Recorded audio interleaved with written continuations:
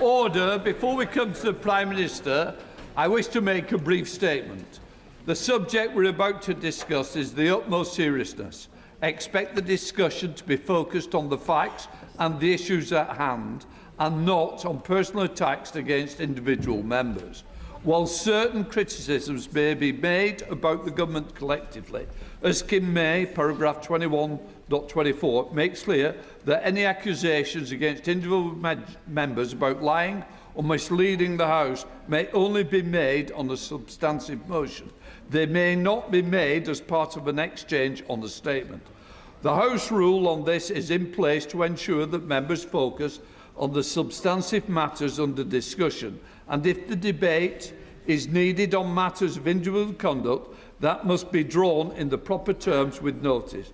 I encourage all members to engage in respectful debate, and our constituents would expect. I therefore now come to the statement. Prime Minister Keir Starmer. Thank you, Mr. Speaker. With permission, I'd like to provide the House with information that I now have about the appointment of Peter Mandelson as our ambassador to the United States. But, Mr. Speaker, before I go into the details, I want to be very clear with this House that while this statement will focus on the process surrounding Peter Mandelson's vetting and appointment, at the heart of this, there is also a judgment I made that was wrong. I should not have appointed Peter Mandelson. I take responsibility for that decision, and I apologise again to the victims of the paedophile Jeffrey Epstein, who were clearly failed by my decision. Mr. Speaker, last Tuesday evening, the 14th of April, I found out for the first time that on the 29th of January 2025, before Peter Mandelson took up his position as ambassador, the Foreign Office officials granted him developed vetting clearance against the specific recommendation of the United Kingdom security vetting that developed vetting clearance should be denied. Not only that, the Foreign Office officials who made that decision did not pass this information to me, to the Foreign Secretary, to her predecessor, the Deputy Prime Minister, to any other minister, or even to the former Cabinet Secretary, Sir Chris Wormold. I found this staggering, and therefore last Tuesday I immediately instructed officials in Downing Street and the Cabinet Office to urgently establish the facts on my authority. I wanted to know who made the decision, on what basis, who knew, and Mr. Speaker, I wanted that information for the precise and explicit purpose of updating this House. Because this is information I should have had a long time ago. And it is information that this House should have had a long time ago. It is information that I and the House had the right to know. I will now set out a full timeline of the events in the Peter Mandelson process, including from the fact-finding exercise I instructed last Tuesday. Before doing so, I want to remind and reassure the House that the Government will comply fully with the humble address motion of the 4th of February. Mr. Speaker, in December 2024, I was in the process of appointing a new ambassador for Washington. A due diligence exercise was conducted by the Cabinet Office into Peter Mandelson's suitability, including questions put to him by my staff in Number 10. Peter Mandelson answered those questions on the 10th of December, and I received final advice on the due diligence process on the 11th. I made the decision to appoint him on the 18th of December. The appointment was announced on the 20th, and the security vetting process began on the 23rd of December 2024. Mr. Speaker, I want to make clear to the House that for a direct ministerial appointment, it was usual for security vetting to happen after the appointment, but before starting in post. That was the process in place at the time. Mr. Speaker, this was confirmed by the former Cabinet Secretary Sir Chris Warmold at the Foreign Affairs Select Committee on the 3rd of November 2025 when he gave evidence. Sir Chris made clear, and I'm quoting him now, when we are making appointments from outside the civil service, the normal thing is for security clearance to happen after appointment, but before the person signs a contract and takes up post. At the same hearing of the same Select Committee, the former Permanent Secretary to the Foreign Office, Sir Ollie Robbins, said, and I quote again, Peter Mandelson did not hold national security vetting when he was appointed, but, he went on, as is normally the case with external appointments to my department and the wider civil service, the appointment was made subject to obtaining security clearance. Mr. Speaker, after I sacked Peter Mandelson, I changed that process so that now an appointment cannot be announced until after security vetting is passed. Mr. Speaker, the security vetting was carried out by UK Security Vetting, UKSV, between the 23rd of December 2024 and the 28th of January 2025. UKSV conducted vetting in the normal way, collecting relevant information, as well as interviewing the applicant, in this case, on 2 occasions. Then on the 28th of January 2025, UKSV recommended to the Foreign Office that developed vetting clearance should be denied to Peter Mandelson. The following day, on the 29th of January 2025, notwithstanding the UKSV recommendation that developed vetting clearance should be denied, Foreign Office officials made the decision to grant developed vetting clearance for Peter Mandelson. To be clear, for many departments, a decision from UKSV is binding, but for the Foreign Office, the final decision on developed vetting clearance is made by Foreign Office officials, not UKSV. However, once the decision in this case came to light, the Foreign Office's power to make the final decision on developed vetting clearance was immediately suspended by my Chief Secretary last week. Mr. Speaker, I accept that the sensitive personal information provided by an individual being vetted must be protected from disclosure. If that were not the case, the integrity of the whole process would be compromised. What I do not accept is that the appointing minister cannot be told of the recommendation by UKSV. Indeed, given the seriousness of these issues and the significance of the appointment, I simply do not accept that Foreign Office officials could not have informed me of UKSV's recommendations whilst also maintaining the necessary confidentiality that vetting requires. There is no law that stops civil servants sensibly flagging UKSV recommendations while protecting detailed sensitive vetting information to allow ministers to make judgments on appointments or on explaining matters to Parliament. So let me be very clear. The recommendation in the Peter Mandelson case could and should have been shared with me before he took up his post. Mr. Speaker, let me make a second point. If I had known before he took up his post that UKSV recommendation was that developed vetting clearance should be denied, I would not have gone ahead with the appointment. Mr. Speaker, let me now move to September 2025, because events then and subsequently show with even starker clarity the opportunities missed by Foreign Office officials to make the position clear. Mr. Speaker, on September the 10th, Bloomberg reported fresh details of Mandelson's history with Epstein. And it was then clear to me that Peter Mandelson's answers to my staff in the due diligence exercise were not truthful, and I sacked him.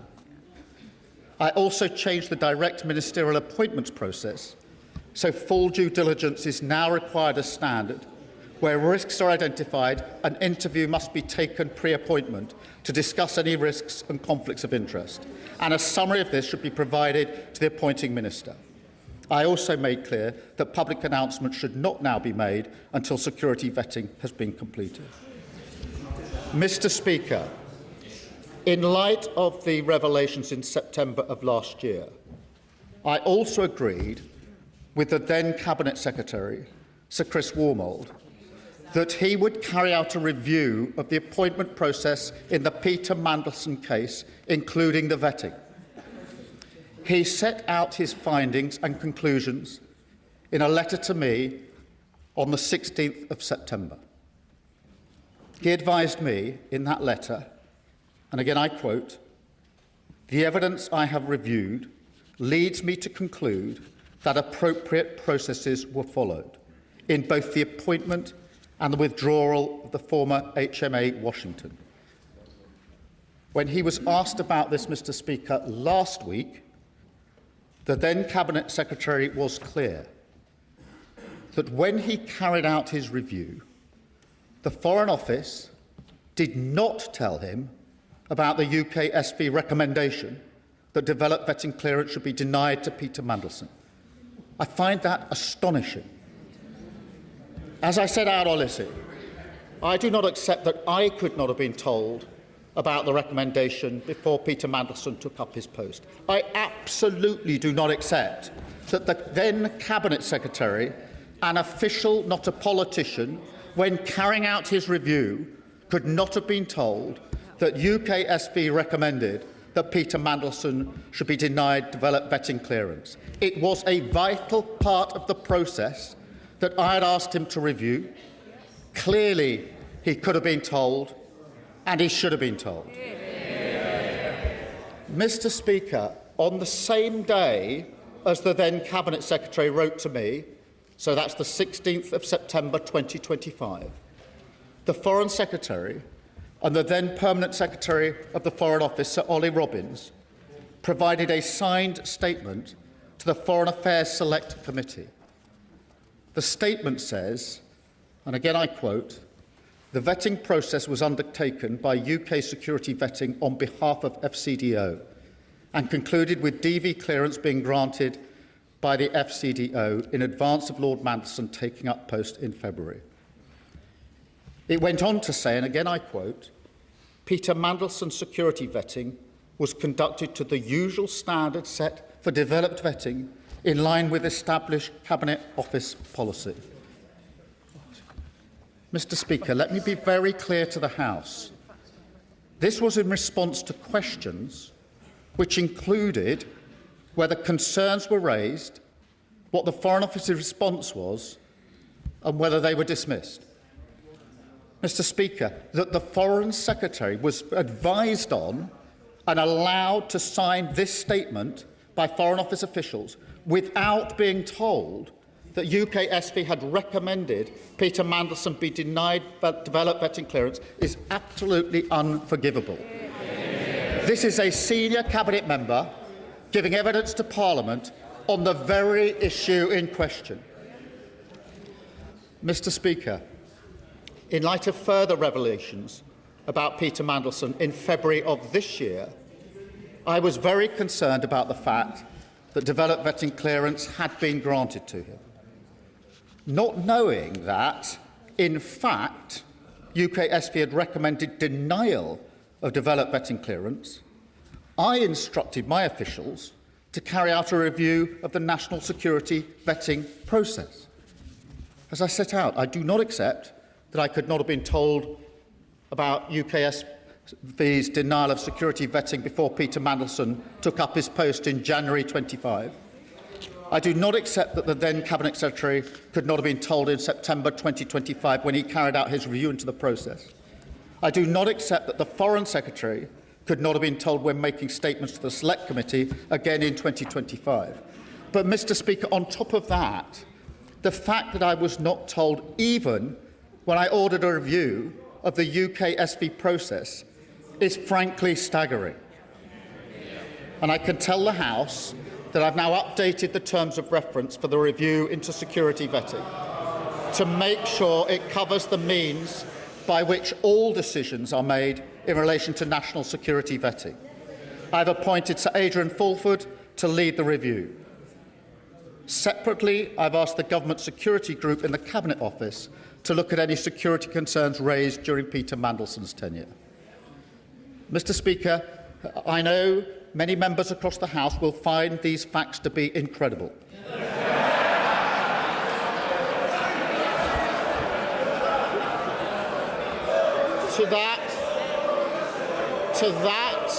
To that, I can only say they are right.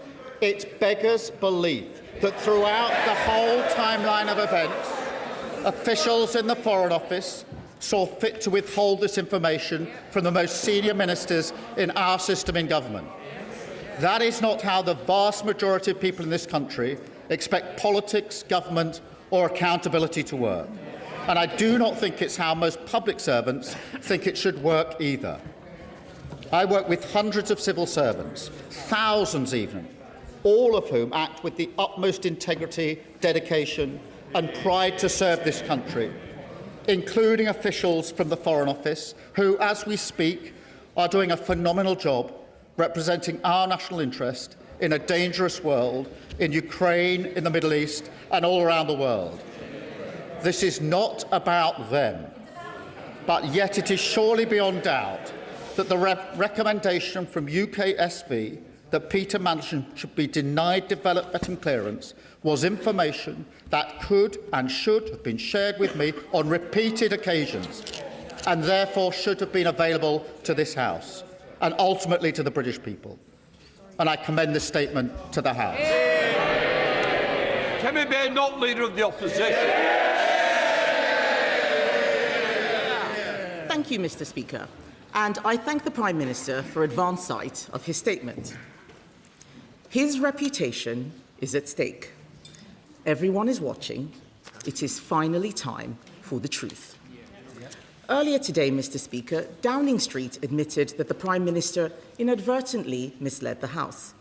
The Prime Minister has chosen not to repeat that from the dispatch box.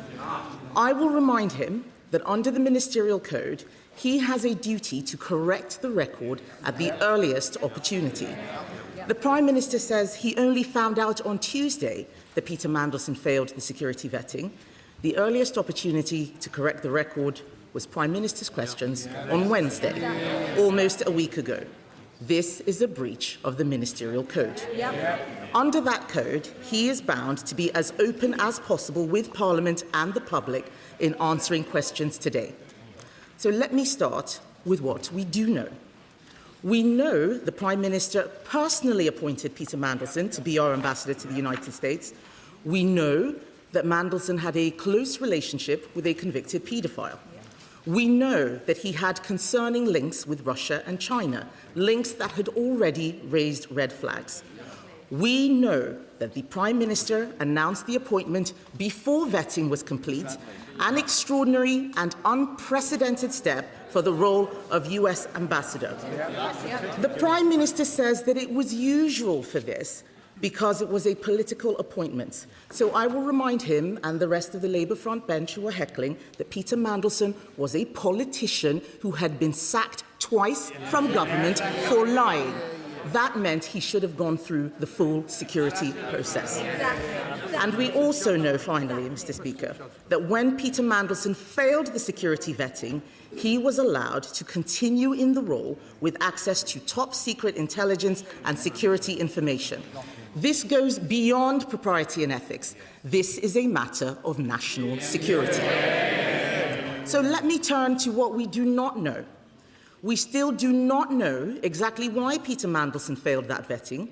We do not know what risks our country was exposed to, and we do not know how it is possible that the Prime Minister said repeatedly that this was a failure of vetting, went on television and said things that were blatantly incorrect, and not a single advisor or a single official told him that what he was saying wasn't true. At every turn, with every explanation, the government story has become murkier and more contradictory. It is time for the truth. There are too many questions to ask in the allotted time, Mr. Speaker. So I'm now going to ask the Prime Minister just 6 questions. And I have taken the unprecedented step of providing these questions to the Prime Minister in advance. So he has them in front of him. And I have asked for these questions to be put online for the public. They and I expect him to answer. The Prime Minister appointed a national security risk to our most sensitive diplomatic post. Let's look at how this happened. The Right Honourable Gentleman told me at PMQs in September 2025 that full due process was followed in this appointment. We now know that in November 2024, Lord Case, the then Cabinet Secretary, told him this process required security vetting to be done before the appointment. He did not mention any of what Lord Case said in his statement earlier.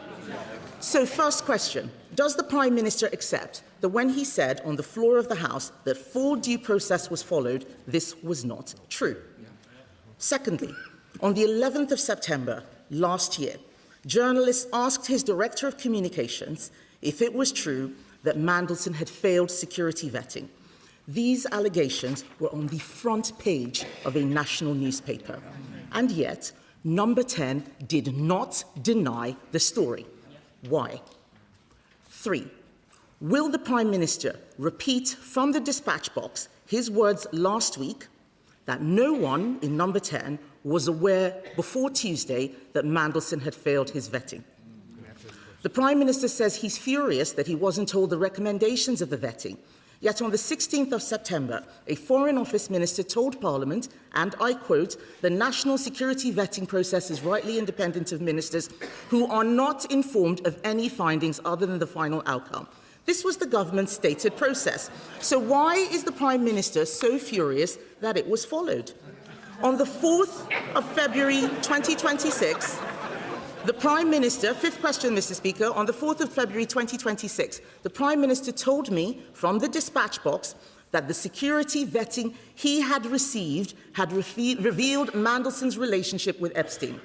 How could he say that if he had not seen the security vetting? And finally, Mr. Speaker, Sistema is a Russian defense company closely linked to the Kremlin and Vladimir Putin's war machine. Was the Prime Minister aware before the appointment that Peter Mandelson had remained a director of that company long after Russia's invasion of Crimea? Mr. Speaker, everyone makes mistakes. It is how you face up to those mistakes that shows the character of a leader. Instead of taking responsibility for the decisions he made, the Prime Minister has thrown his staff and his officials under the bus. This is a man who once said, "I will carry the can for the mistakes of any organisation I lead." Instead, he has sacked his Cabinet Secretary. He has sacked his Director of Communications. He has sacked his Chief of Staff. And he has now sacked the Permanent Secretary of the Foreign Office. All of these people fired for a decision he made. The Right Honourable Gentleman's defence is that he, a former Director of Public Prosecutions, is so lacking in curiosity that he chose to ask no questions about the vetting process. He asked no questions about Mandelson's relationship with Epstein. He asked no questions about the security risk Mandelson posed. Apparently, he didn't even speak to Peter Mandelson before his appointment. It doesn't appear that he asked any questions at all. Why? Because he didn't want to know. He had taken the risk. He had chosen his man. Whitehall had to follow. It is the duty of the Prime Minister to ensure he is telling the truth. Or does the Ministerial Code not apply to him? I'm only holding the Prime Minister to the same standard to which he held others. On the 26th of January 2022, the Right Honourable Gentleman said to a previous Prime Minister at this dispatch box, if he misled the House, he must resign. Does he stand by those words, or is there one rule for him and another for everyone else? Mr. Speaker, let me respond to those points. Firstly, when I found out what had happened on Tuesday evening last, I wanted to have answers to the question who made the decision to recommend to give clearance on developed vetting contrary to the advice, why that was done, and who knew about it, so that I could provide the information to the House, Mr Speaker. That is the exercise that's been conducted since Tuesday evening and today, so that I could come here today to give the full account to the House, which I've just set out. Mr Speaker, she asked me about developed vetting security clearance after the appointment. I set out that wasn't me saying that. I read out the evidence of the former Permanent Secretary about that and the former Cabinet Secretary in relation to that. And I think the quotes that I've given to the House are clear enough in relation to that. She also asks why Peter Mandelson failed. Mr Speaker, it's important to make a distinction between the information provided to the review and the recommendation. The information in the review must be protected and has been protected, because otherwise the integrity of the entire system would fall away. But the recommendation doesn't need to be protected and should not have been protected. Mr Speaker, in relation to her questions, in relation to the answer about full due process, that was the information that I had, that I put before the House, and it was confirmed to be by Sir Chris Wormald, because in September I asked him to conduct a review of the process to assure me that the process was correctly carried out. He did that and wrote to me on the 16th of September, giving me that his conclusions. In relation, Mr Speaker, to reports in the media, Number 10 was repeatedly asked about the facts surrounding Peter Mandelson's clearance and was assured that the proper process was followed in that case. Mr Speaker, in relation to those in Number 10, let me give the answer. Nobody in Number 10 was informed about UK SV's recommendation. Mr Speaker, just to be clear and for the record, the Cabinet Office Permanent Secretary did receive information recently and then sought the necessary and legal advice. Once those checks were completed by the Cabinet Office Permanent Secretary, I was told, that is in the last 2 weeks or so, that was entirely the right procedure, to get the legal advice and then to bring it to my attention at the first opportunity. It was the right procedure that was followed by my officials in the last few weeks. Mr Speaker, in relation to why I was furious about the process, for the very reason, Mr Speaker, I strongly believe I should have been given this information at the very outset. I strongly believe there were repeated times when I should have been told. I should have been told on appointment. I should have been told when Peter Mandelson was sacked. The Cabinet Secretary should have been told when he reviewed the process. The Foreign Secretary should have been told before she was asked to sign a statement to the Select Committee. And I should have been told when I ordered a review of vetting, Mr Speaker. In relation to the point she makes about what I said in February in answer to a question of hers, I make it very clear, Mr Speaker, I had not seen the security vetting file. I did not know that UK SV... The question asked me about vetting. I knew about the due diligence, and that's why I put before the House what I knew about the due diligence in relation to Epstein. The question asked me about vetting, and I knew what the due diligence has said, and therefore I told the House what the due diligence has said. I didn't tell them what security vetting had said because I hadn't seen the file in relation to that. Mr Speaker, in relation to the particular details in relation to Peter Mandelson, I acted on all of the information that I had available to me. The simple fact of the matter is I should have had more information. I didn't have that information. The House should have had that information, and I've now set it out in full to the House. Chair of the Foreign Affairs Select Committee, Dame Emily Thornbury. Thank you very much, Mr Speaker. The truth is that my committee did ask. We asked on the record and we got a partial truth that could hardly be the whole truth. but we are on record as asking the very questions that hecklers on the other side say should have been asked. And the answers are there on the record to see just what we got when we did ask. Exactly. Mr. Speaker, may I just turn to my question? A month before Mandelson's appointment was announced, the then Cabinet Secretary advised that the necessary security clearance should be acquired before confirming a political appointment. That doesn't seem to have been the usual practice. I'm glad that it's changed because it was clearly abused. Because what happened was that somebody, probably Peter Mandelson himself, leaked to the press his appointment as US ambassador, effectively bouncing the government into confirming it. But then when the confirmation did come forward about his appointment, it did not make clear that it was subject to vetting in either the offer letter to Peter Mandelson or in the government's press release. I'm afraid to say, doesn't this look like, for certain members of the Prime Minister's team, getting Peter Mandelson the job was a priority that overrode everything else, and that security considerations were very much second order? Prime Minister. Well, can I thank her for her question? Her committee did ask relevant questions, and that's why I have indicated that it was unforgivable that the Foreign Secretary was asked to sign a statement in response to those very questions without being told about the recommendation. The questions were asked.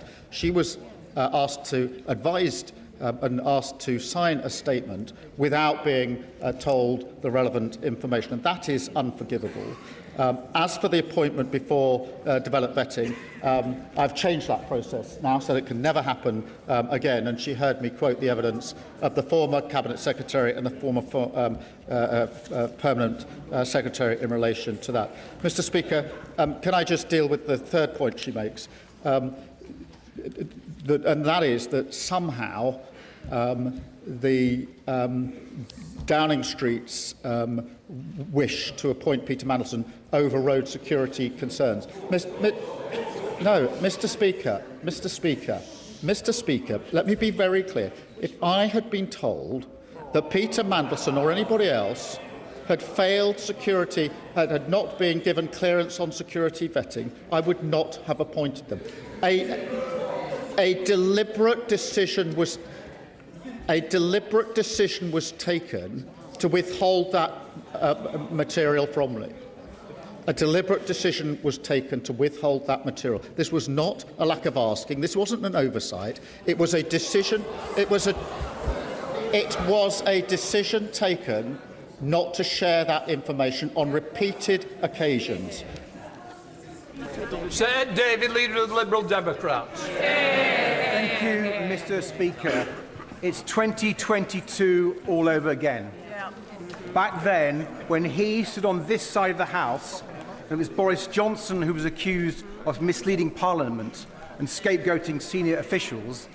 The then Leader of the Opposition couldn't have been clearer. The public need to know, he said, that not all politicians are the same, that not all politicians put themselves above their country, and that honesty, integrity and accountability matter.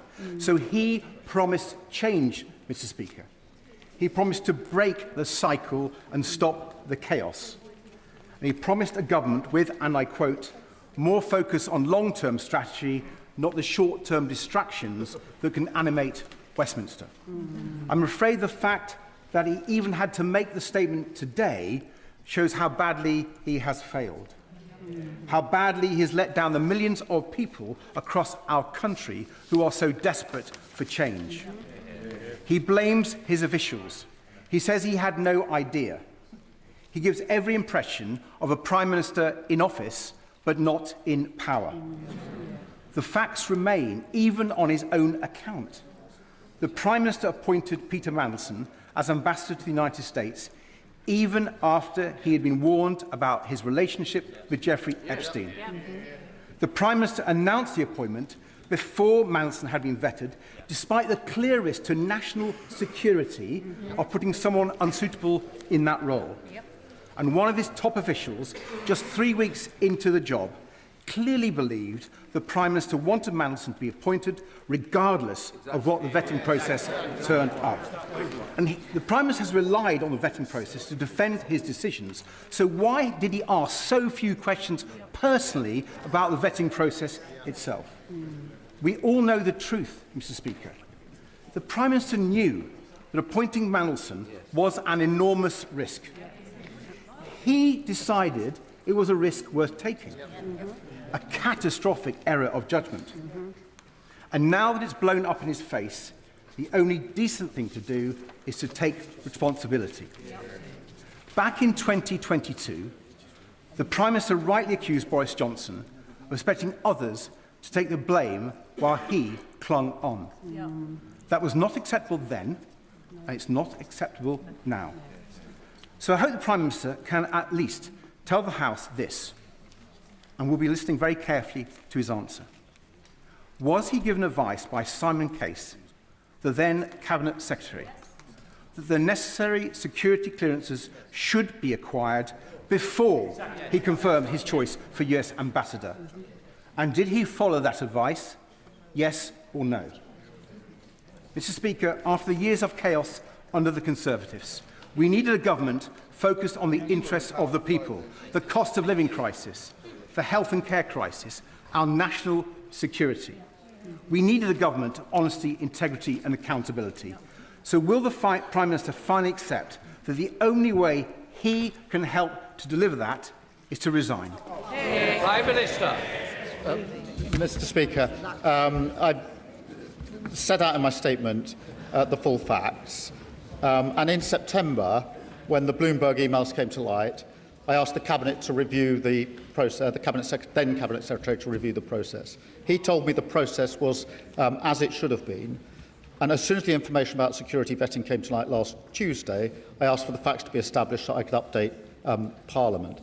He asks me about the announcement before developed vetting. He's heard the evidence that I've given to the House from the former Cabinet Secretary and from the former Permanent Secretary. In relation to the advice from Simon Case, Mr. Speaker, when I asked the former Cabinet Secretary to review the process after September 25, he specifically addressed whether the process had been followed by referencing the Simon Case letter and assured me that the process was the right process to have followed. So in answer to his question, that was specifically looked at by Sir Chris Wormold in the review that was conducted in September of last year. Dame Diana. Sorry, Diana, but...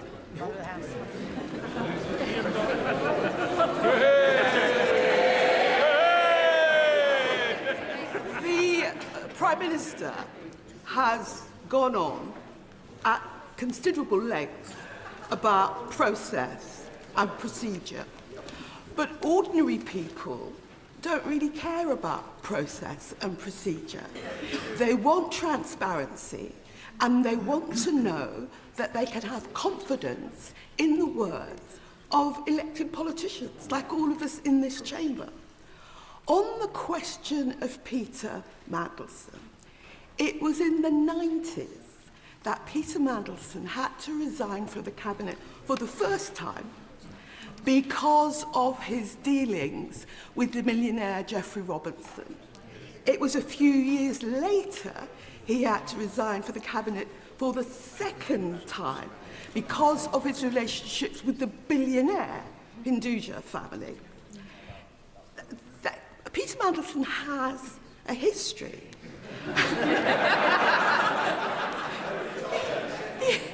Peter Mandelson has a history. And what this House wants to know is why, knowing Peter Mandelson's history, going back now 30 years, and given what has been known, it's one thing to say, as he insists on saying, nobody told me. Nobody told me anything. Nobody told me. The question is, why didn't the Prime Minister ask?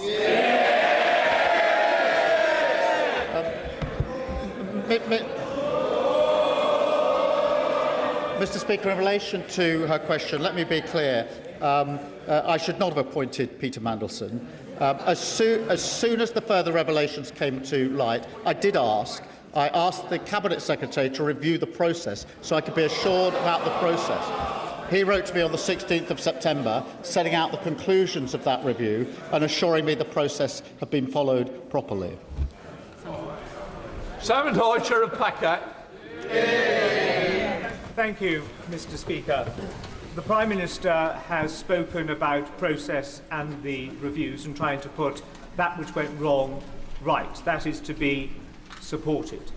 But he's also asking the House and the country to believe that, notwithstanding a front-page media splash that Peter Mandelson had failed the vetting process, that there was nobody in Number 10 or in any government department that even thought to say, is there any truth in this?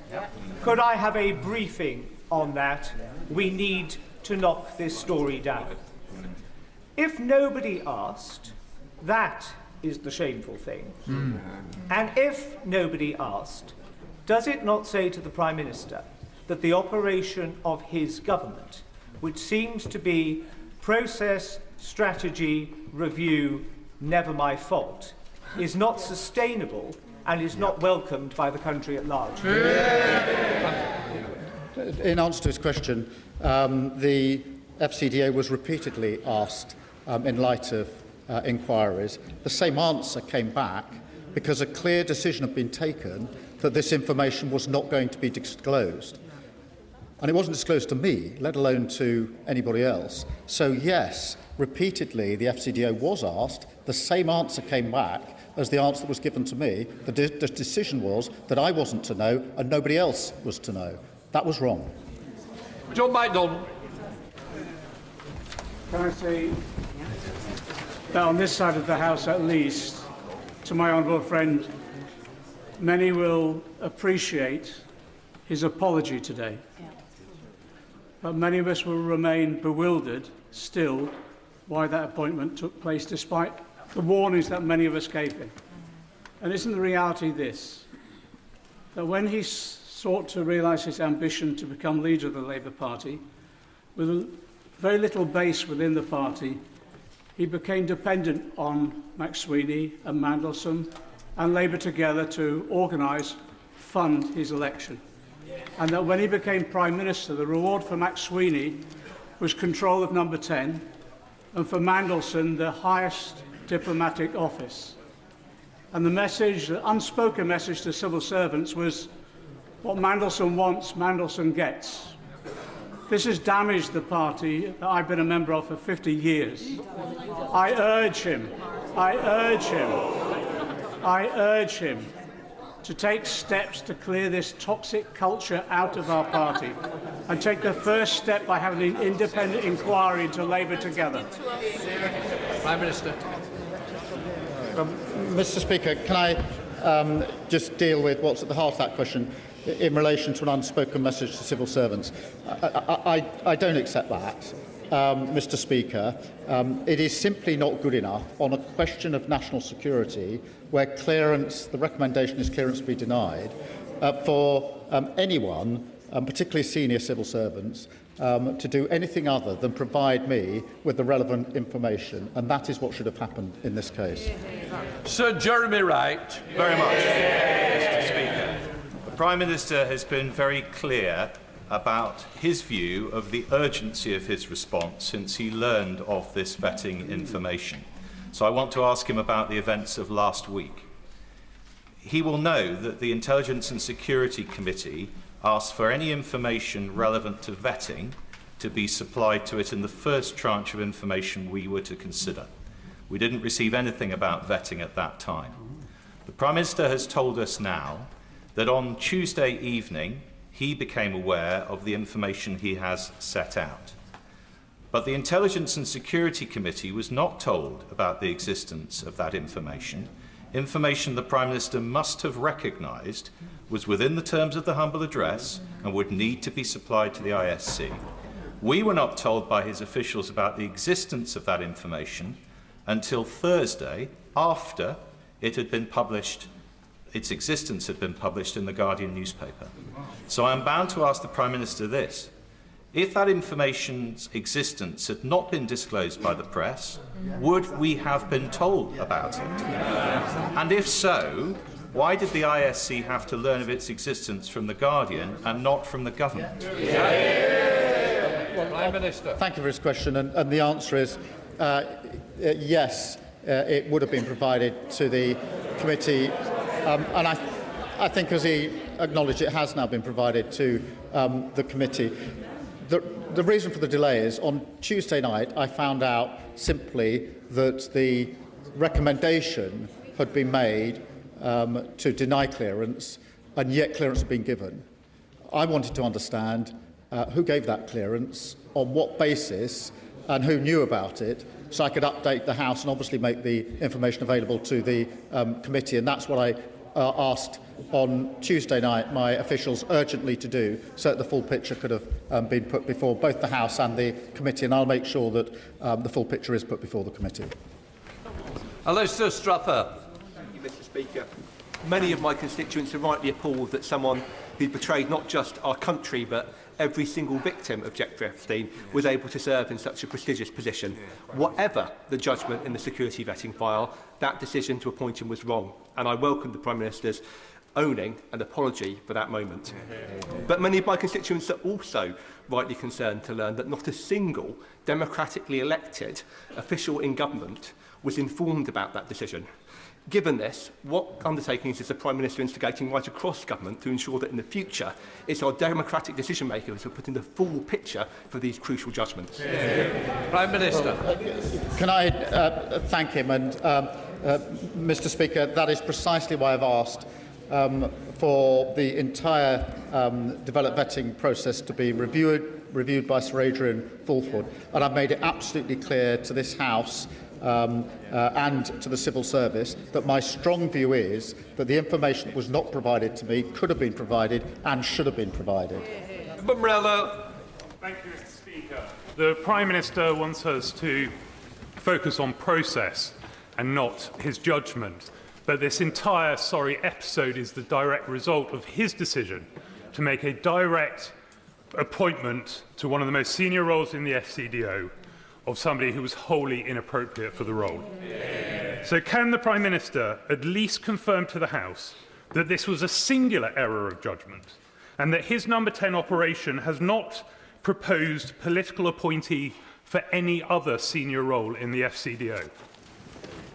Prime Minister. In relation to the decision, yes, it was my decision. It was an error of judgment, and that's why I've apologised to the victims of Epstein. I've done it again today, and right to do so. In relation to the second point of his question, whether any other political appointments, I will have to just check on that and get back to him, because I'm not. There are very many appointments made. There are very many appointments made to senior positions, and I will just check that for him. Brigid Colgill. Mr. Speaker, the House and the public understand the importance of independent security vetting and why sensitive personal information must be protected, but they are also shocked that decisions of such significance could be taken without the knowledge of the Prime Minister. I have worked closely with the Prime Minister and know how seriously he takes national security and accountability to this House. So can the Prime Minister set out what steps he will take to remove any ambiguity, so where there are serious concerns, those risks are flagged to ministers, ensuring that accountability to this House and to the country is always upheld? Prime Minister. I thank her for her question, Mr. Speaker. That is why last week the Chief Secretary suspended the power of the FCDO to make a recommendation or to take a decision contrary to the recommendation of UK SV. Sir David Davis. Mr. Speaker, the Prime Minister has twice rebuffed first the Leader of the Opposition, then the Leader of the Liberal Democrats, when they said that the then Cabinet Secretary's advice to the Prime Minister was to get the clearance before the announcement. So I'm going to read in one sentence from a document entitled Options for HMA Washington from the Cabinet Secretary of the day to him personally. It says, if this is the route you wish to take, you should give us the name of the person you would like to appoint, and we will develop a plan for them to acquire the necessary security clearances and do due diligence on any potential conflicts of interest or other issues of which you should be aware before confirming your choice. The House doesn't want to hear about what Mr Wormholt said a year later. That was the advice then. Why didn't he follow it? Mr Speaker, he reads out the passage from Mr Case's advice. The process that was followed was what I understood to be the usual process. In other words, the appointment was subject to the security vetting. It is why, when Sir Chris Wormholt looked at it in September, he addressed the question by reference back to Simon Case's letter, because I wanted to know the process that had been followed was the right process, and that is what Sir Chris Wormholt looked at. He looked at it expressly by reference to the Simon Case letter that has just been read out, and assured me that the right process was followed when he reviewed it. Belter. Thank you, Mr Speaker. Anybody who knows the Prime Minister will know full well that he would never, ever deliberately mislead this House. But the reality is this, Mr Speaker. Ex post facto vetting is utterly pointless when the appointment is political.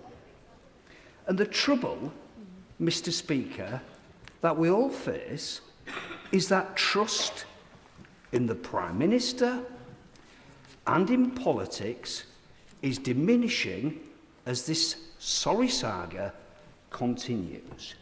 So in the 17 days we have leading to those very important elections, never mind question, those very important elections, what does the Prime Minister propose to do to win back the trust of the country?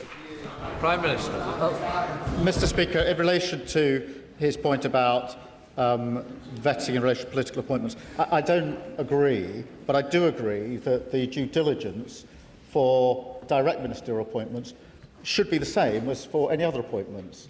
It clearly wasn't, and that's why in September I ordered that it be changed in order to make sure it is the same process, whether it's a direct ministerial appointment or any other appointment. In relation to the country, Mr Speaker, it is important that we remain focused on the cost of living and on dealing with the war on two fronts that we face in this country, and I intend to do that. Stephen Flynn. Mr Speaker, the harshest and most important truth in this entire process is that the Prime Minister of the United Kingdom chose to proactively ignore the victims of Jeffrey Epstein when he made the political choice to put Peter Mandelson in as the UK's most senior diplomat in the United States of America, despite knowing that he had maintained a friendship with Jeffrey Epstein himself. We have since seen Peter Mandelson be investigated for potential misconduct in public office, and we, of course, now learn through the media that Peter Mandelson had failed his security vetting. The Prime Minister blames all of this, all of it, on the judgment of others. But I'm interested in his judgment. Does he believe himself to be gullible, incompetent, or both? Yeah. Prime Minister. Mr Speaker, I thank him for his question. I've laid out the relevant facts. It is absolutely clear that nobody is suggesting that this information was made available to me. It clearly wasn't made available. It should have been made available, and I would not have made the appointment had it been made available. That is why I set out the facts in some considerable detail to the House, with relevant quotes from all the relevant players in this. Stella Creasy. Thank you, Mr Speaker. The Prime Minister is being candid about some of the challenges in this process.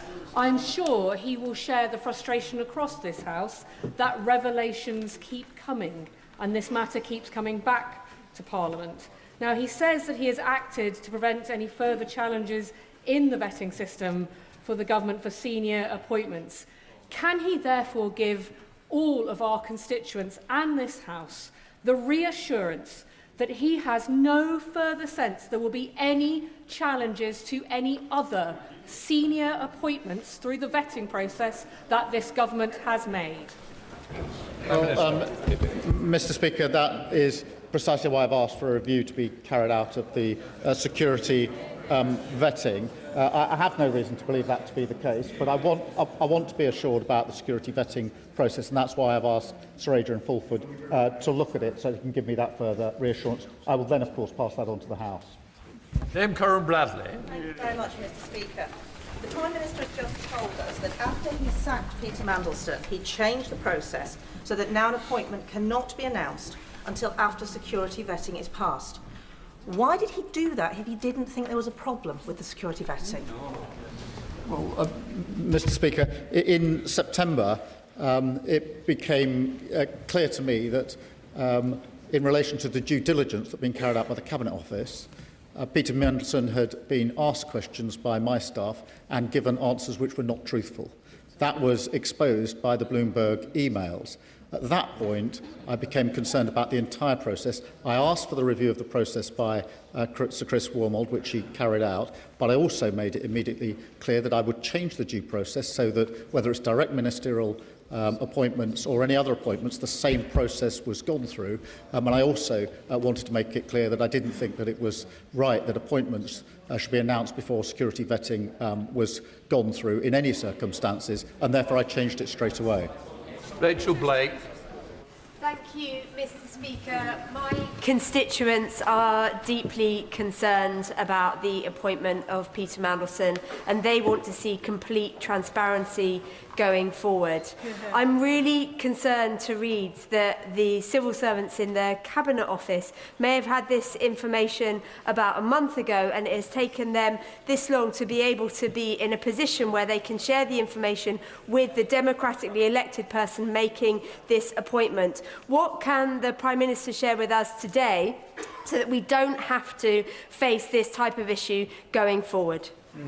Prime Minister. Can I address that head on? Because what happened was that the information came to the attention of senior civil servants who were in fact doing the compliance work on the humble address. When they saw the information about developed vetting, they took legal advice straight away to ask whether it was legal to disclose that to me. They got that advice, and as soon as the advice was given, they disclosed it to me straight away last Tuesday. That was the right and appropriate thing for them to do. There's no criticism of what they did. Rachel Gilmore. Thank you, Mr. Speaker. We know that last September, MI6's finding that Mandelson's compromising business interests was accurate. I mentioned it myself on September the 15th in 2025. He failed his security vetting. We also know the former Cabinet Secretary advised the Prime Minister to carry out security clearance for Mandelson before his appointment. It was reported in the Times yesterday that Mandelson was given strap, very, very highest security vetting, well beyond DV, despite being failed for DV. It is likely that the Americans will have serious questions about what secrets of theirs a compromised British ambassador might have accessed.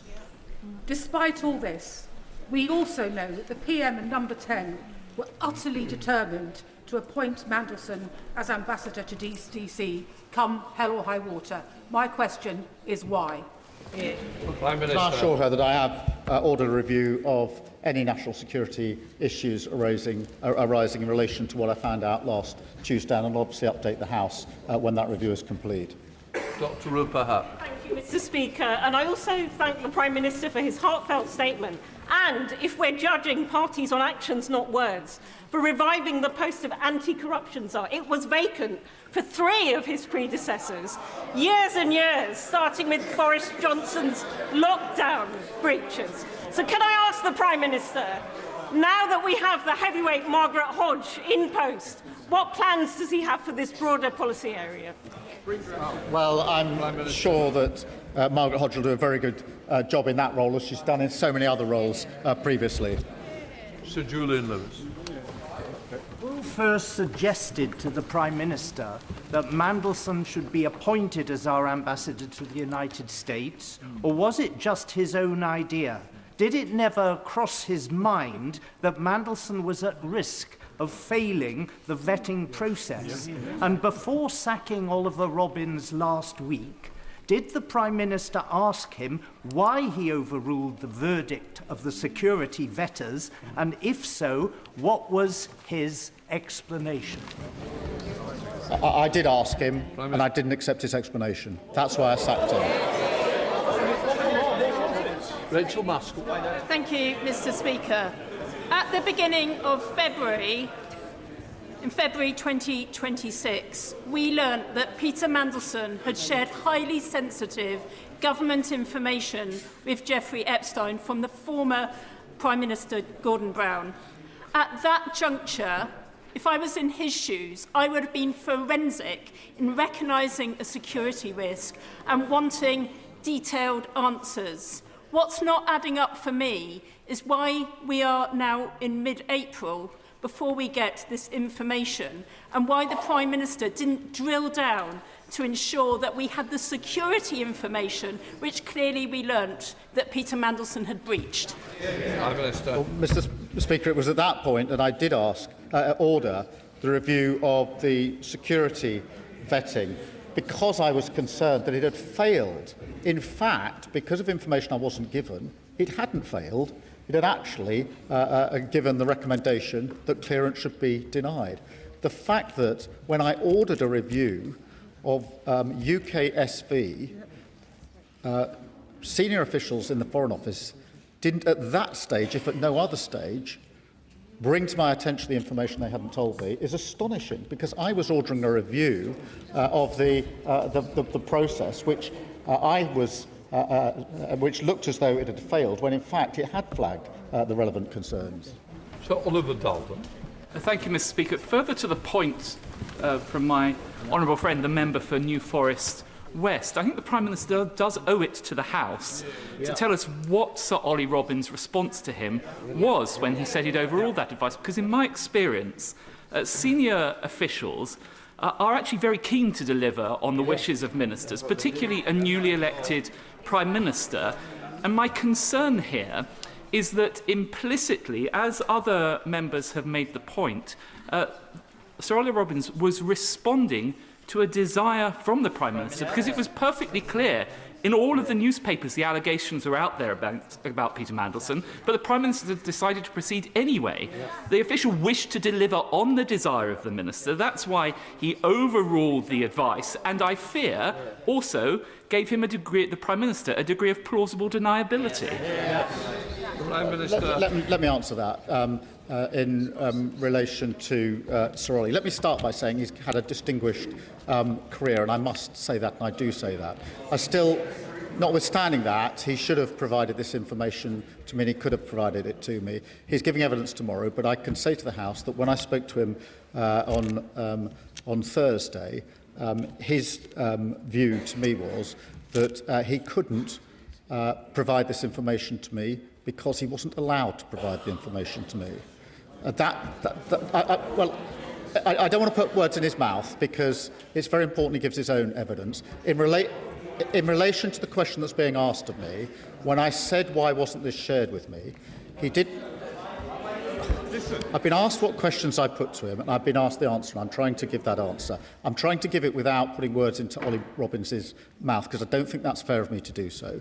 But what he said to me was essentially that he took the view that this process did not allow him to disclose to me the recommendation of UKSV. No doubt he'll be asked further questions about that. He did. That is the reason that he gave to me. Sarah Champion. There are 61 conflicts raging around the world. I've never known international diplomatic relationships to be more fractured. FCDO is pushing through 40% cuts of aid and 25% cuts of staff, all under the watch of the Permanent Under-Secretary. So can I ask the Prime Minister, what risk assessment was carried out before he was removed? Prime Minister. Mr. Speaker, I was dealing with a very serious issue. I asked my team to establish urgently the facts on Tuesday night. I spoke to the former Permanent Secretary on Thursday night. As a result of the information I had and the exchanges I had, I made it clear that I no longer had confidence in him. Anderson. Thank you, Mr. Speaker. The problem the Prime Minister's got is no one believes him. The public don't believe him. The MPs on this side of the House don't believe him. His own gullible backbenchers don't believe him. So does the Prime Minister agree with me? He's been lying. Prime Minister, please. Sorry, we don't use those words, and I'm sure the members withdrawn it. Mr. Speaker, I have the greatest respect for you and your office, but I will not withdraw. That man couldn't lie straight in bed. Order. Mr. Anderson, you'll have to leave. Phil Brettle.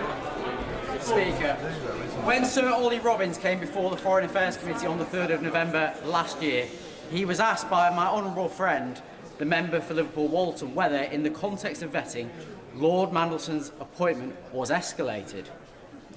Citing a need to maintain the integrity of the vetting system, Sir Ollie replied, and I quote, "I certainly cannot comment on that, I'm afraid."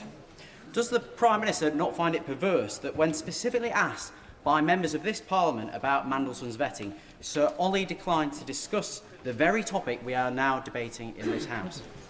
Prime Minister. Well, I've read that evidence, and it remains my strong view that the recommendation of UKSV could and should have been shared with me, and could have and should have been shared with the Foreign Secretary, and thus with the Select Committee, and it should have been. Sir Andrew Mitchell. Thank you, Mr. Speaker.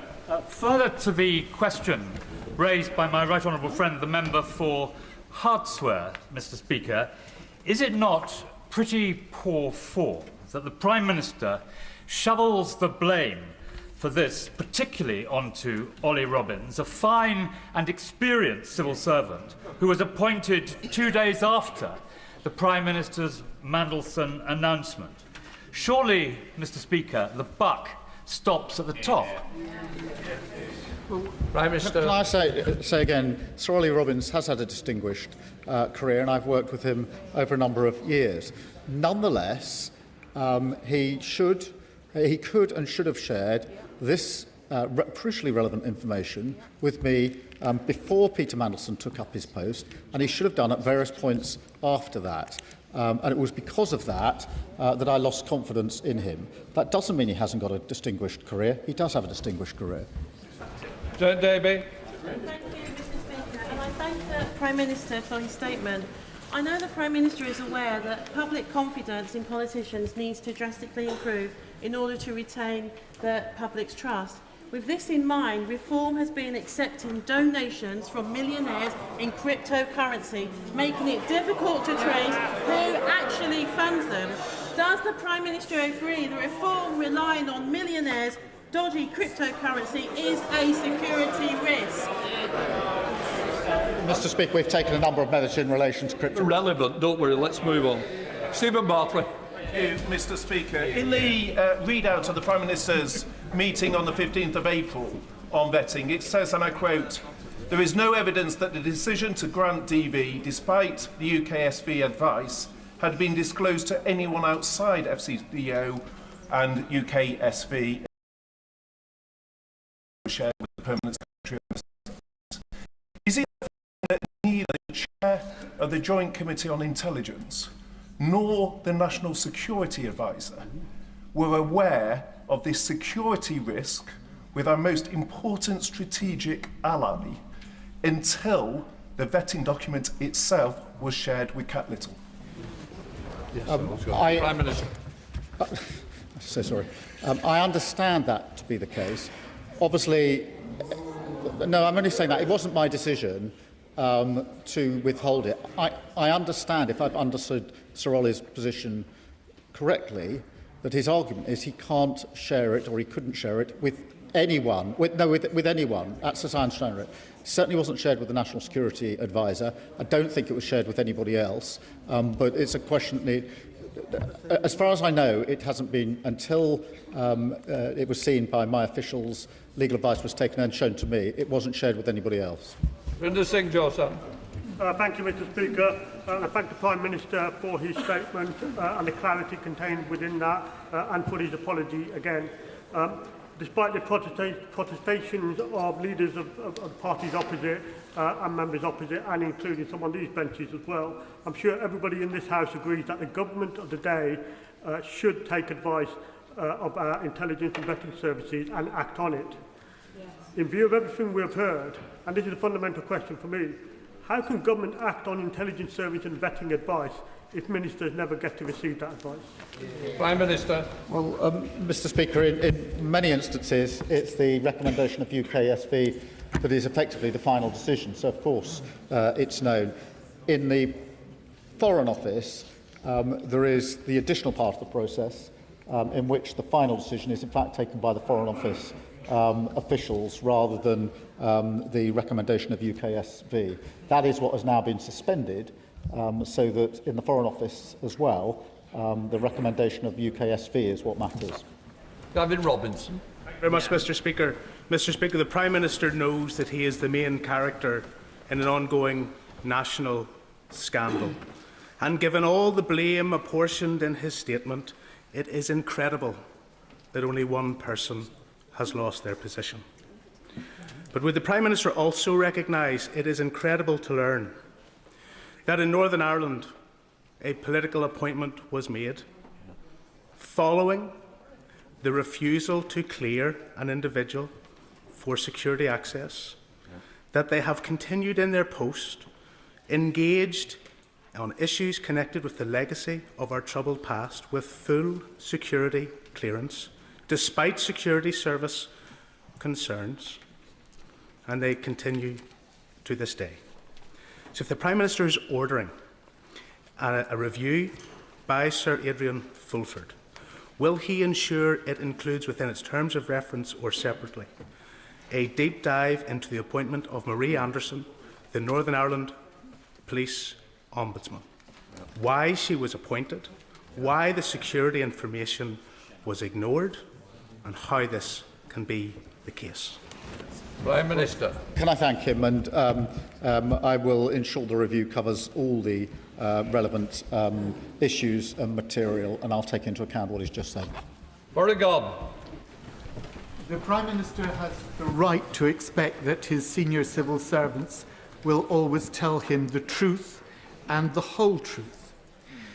He will recall that Mrs Thatcher used to say of Lord Young that she liked David because he always brought her solutions and not problems, while her other ministers brought her problems.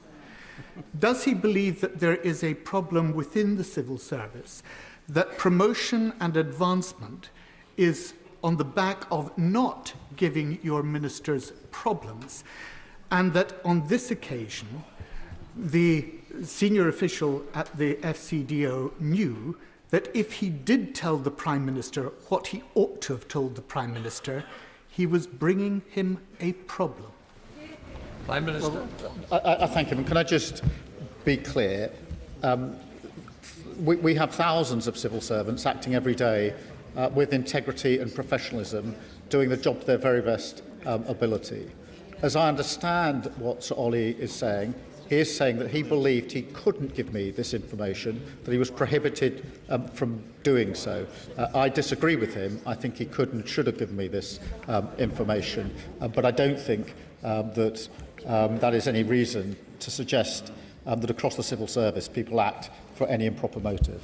Sir Bernard Jenkins. Thank you, Mr Speaker. Can I just point out that the developed vetting process has always been highly protected, because otherwise it wouldn't work. People would not give information to the developed vetting process if they thought that any detail of that was likely to be disclosed, or even if the result, the assessment, low, medium or high risk, was likely to be exposed. And that is why the previous Labour government in 2010 wrote into the Constitutional Reform and Governance Act, Section 3, in order to prohibit that disclosure. And if he is now saying that developed vetting is now going to be available to ministers on a routine basis, wouldn't it be undermining the very process upon which we depend for our national security? Prime Minister. With respect, I don't agree with his analysis. I certainly agree that the information that's provided into the process by the applicant has to be protected, because, as anybody who's been through the process will know, it's an incredibly detailed and intrusive process, and it's very important that individuals give full and truthful accounts of all the questions they're given to them. That is why that needs to be protected. I do not accept that means that the recommendation of the UKSV cannot be shared with ministers, including the Prime Minister. I think there's a distinction between the two. I accept the first. I utterly reject the second. Jane Kirkham. The Foreign Office shared the outcome of the vetting process, but not the conclusions of the vetting reports. Not just the detail, but the conclusions too. If the Prime Minister's going to own a decision, he needs to know what is within it. What changes will he be making to stop this happening again? Prime Minister. Well, I thank you for a question, and that's why I've asked for a review of the entire process so it can be looked at from start to finish, including the question of whether there should be any circumstances in which the recommendation of UKSV could not be followed. Lisa Small. Mr Speaker, I'm going to try again, because a number of members and right honourable members have asked a question and I'm not quite sure I heard an answer from the Prime Minister. Why did the Prime Minister choose to ignore the advice from the then Cabinet Secretary, Simon Case, to seek security vetting before confirming Peter Mandelson as his pick? I understood the procedure to be that the appointment was made subject to the security vetting. That's what I was told. But the question she raised is the question I raised in September, which is why I asked Sir Chris Walmole to look at the process and in particular, he looked at the advice, the letter from Simon Case, to answer the question, was the process followed? And he gave me the answer that he thought right, having concluded that process. Debbie Abraham. Thank you, Mr Speaker, and I thank my right honourable friend for his statement. But for clarity, could he confirm to who and when the UK security vetting report outcomes were made available, and also what guidance is given to senior officials on matters that must be escalated to their ministers? Prime Minister. The process was that UKSV informed FCDO of their findings and their recommendation, and then there's an escalation process. It's part of the process in the sense that it is the FCDO in these particular cases to make the final decision, which is what they did in this case. Sir Ian Duncan-Smith.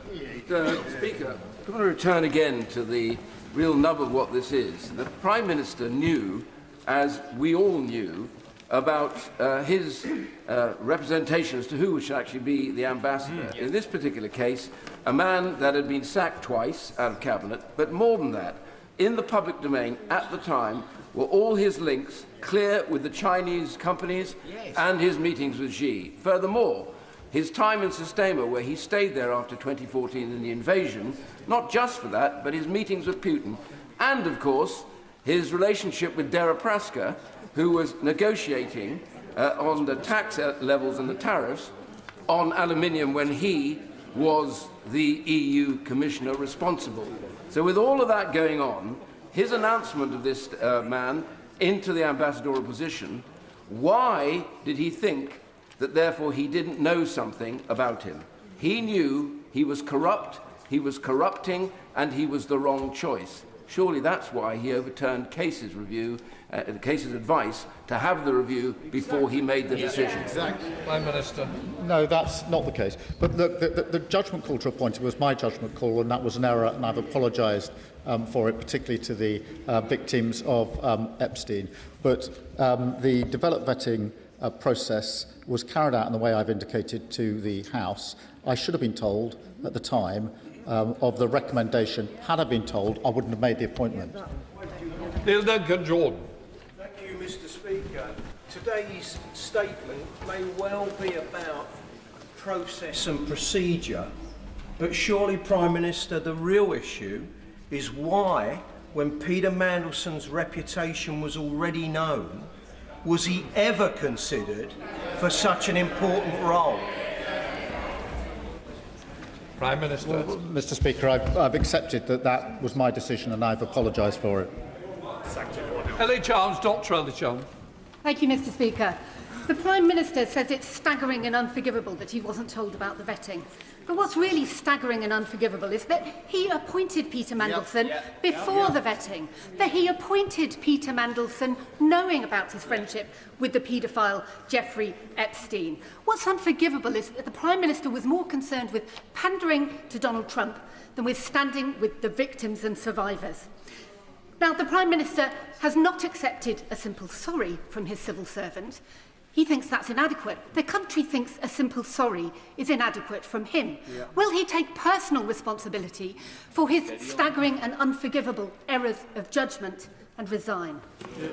Prime Minister. Mr. Speaker, I've set out to the House the facts of what happened in this particular case, and I am staggered, and I find it unbelievable I wasn't given the information I should have been given. Richard Bergen.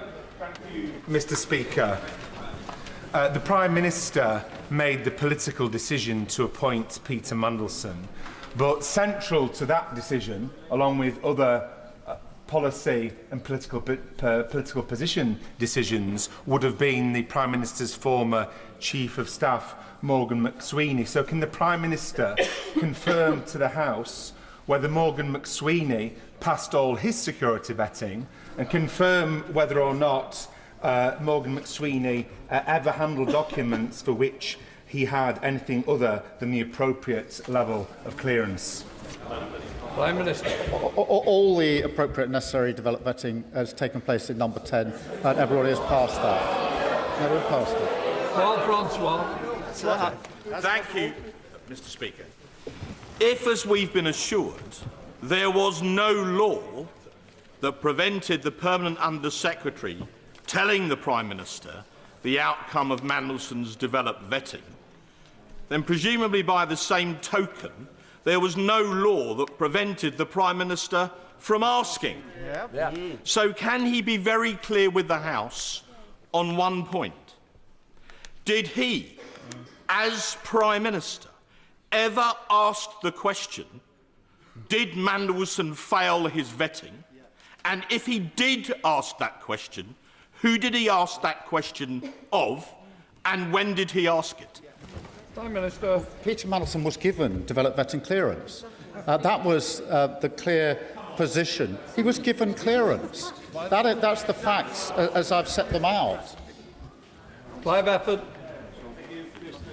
The Prime Minister has always behaved with the utmost integrity and honour when he's been dealing with this House, and he is an eminent lawyer who understands the consequences of deliberately coming here to mislead Parliament.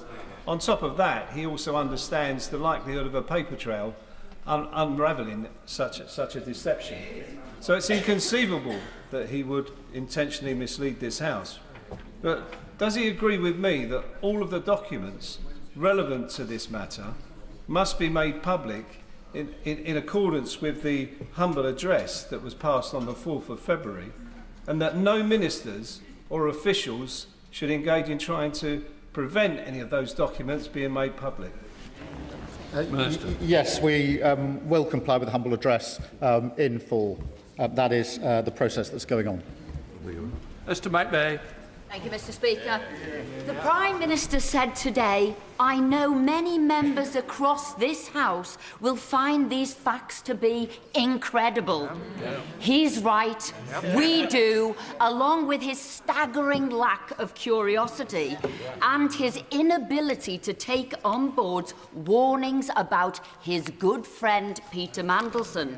Because the Prime Minister was given a due diligence document by the Cabinet Office which told him several reasons why Peter Mandelson should not be appointed. Fired twice from government, business dealings in Russia and China, and the fact that he'd maintained a relationship with Epstein after his imprisonment for paedophilia.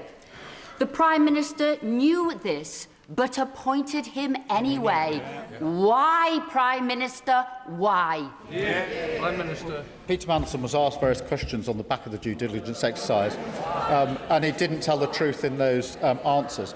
But look, the decision to appoint him was an error. It was my error, and I've apologised for it. Sir Russell. Thank you, Mr. Speaker. It is accepted by many on these benches that the Prime Minister did not know the outcome of the vetting. But the Cabinet Secretary came on Tuesday and she had clearly spent a month researching whether or not she could provide the advice that she did. So she clearly thought very carefully about the information that she brought. When the Prime Minister then launched an investigation, rather than coming straight to the House with the information that she had provided, was that because the information was insufficient to present to the House?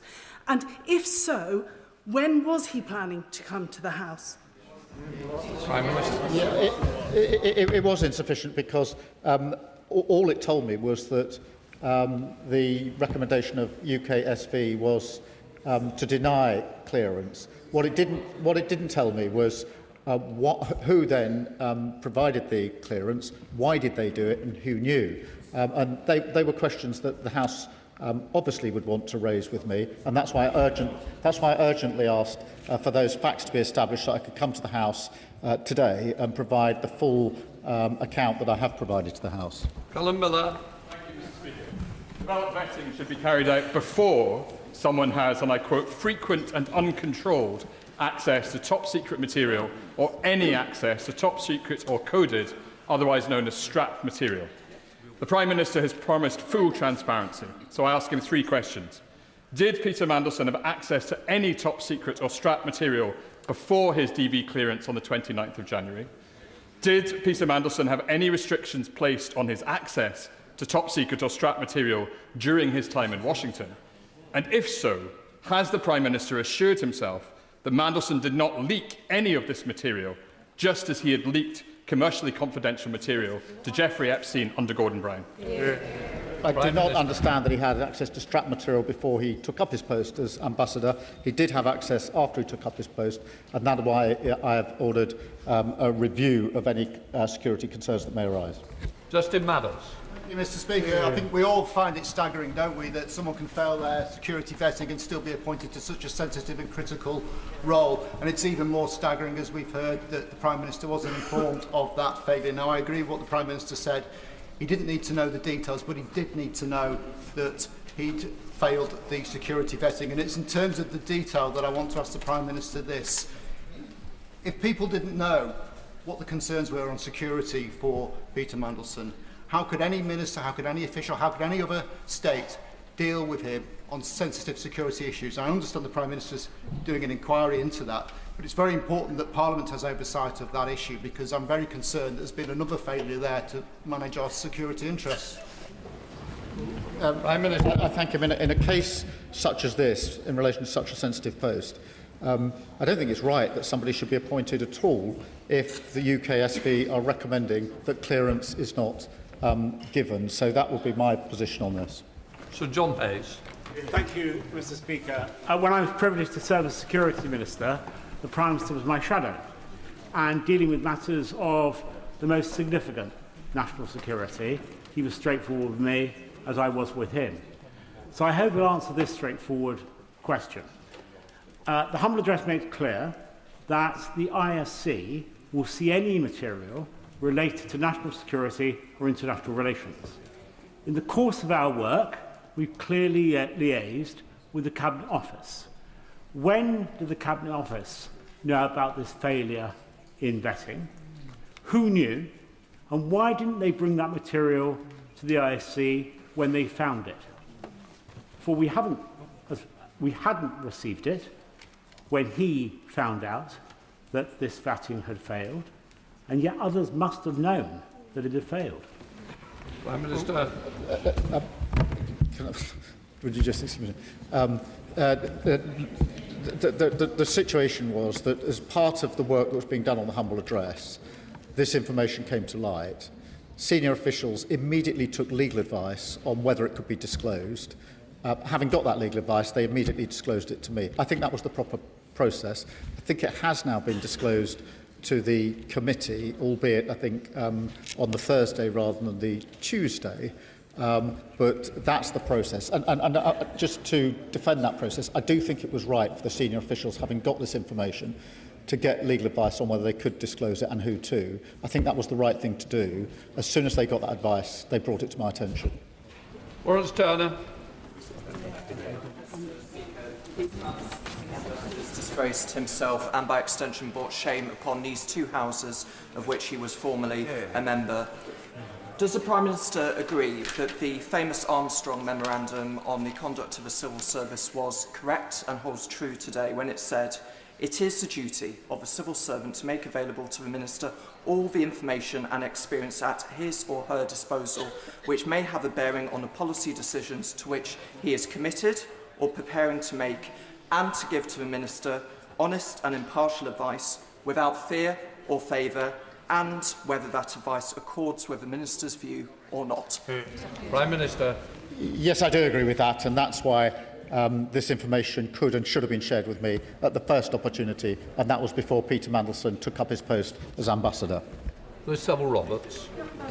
The Prime Minister is hiding behind a thicket of legalese and procedure, but he has a track record of appointing Labour's most favoured sons and daughters to plumb government jobs and into the House of Lords.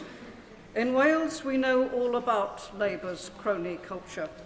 Who could forget UK Labour's favourite First Minister, Vaughan Gething, propped up by number 10 in spite of dodgy donations, and now tipped for a peerage.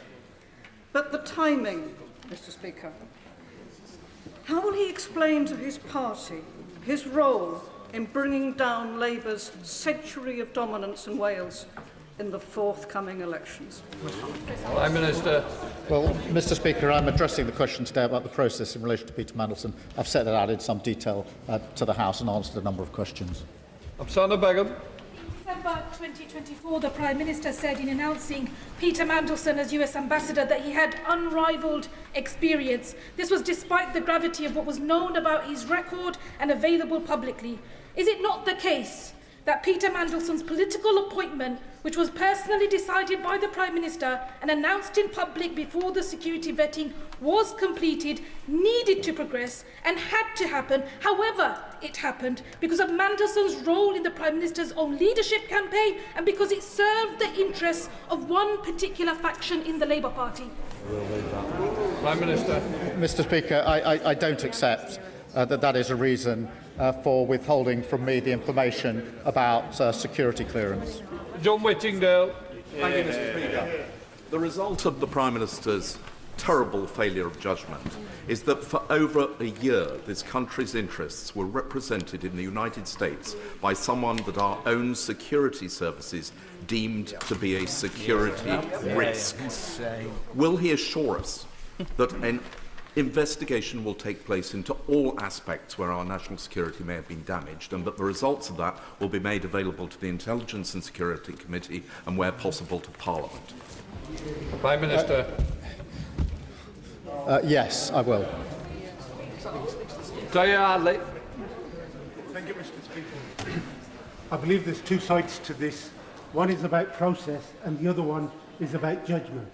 On process, I believe the Prime Minister, where the Prime Minister was not told about the security vetting clearance, and had he have known, he would have sacked him. That we don't have a problem with, but the problem is, why wasn't he told that, and who's actually running the country, and whether other ministers are kept in the dark by civil servants. On judgment issue, it was wrong and completely wrong in the first place to put Mandelson forward as an ambassador. Will the Prime Minister write to me confirming this week that no one is in position who has failed the advanced security vetting process of all political appointments that have been made? That is included in the review that I've set up, and as soon as I've got the findings, I'll share them with the House. Dave Dougal. Thank you, Mr. Speaker. This saga is drawing to a close, and it will come to a conclusion with the Prime Minister's resignation, whether he can accept that or not. What I can't accept is the ask me no secrets and I'll tell you no lies regime that he expects us to believe prevailed at the very top of government between officials, and not just ministers, but the Prime Minister. He talked a lot today about what he didn't know and what he wasn't told. Well, he knew that Mandelson had a serious human frailty for other people's wealth. We knew that Mandelson was involved with the Russians. We knew that Mandelson was sacked twice as a government minister. Can the Prime Minister explain what was was Mandelson's actual qualities that he was pursuing in the role as US Ambassador? And what steps has he taken to contain the serious and measurable breach in national security that his appointment of Peter Mandelson facilitated? Prime Minister. Mr. Speaker, I've made it clear it was an error to appoint Peter Mandelson. There is a review going on into any security issues that may arise. Fleur Anderson. Thank you, Mr. Speaker. I welcome the Prime Minister saying that he should not have appointed Peter Mandelson.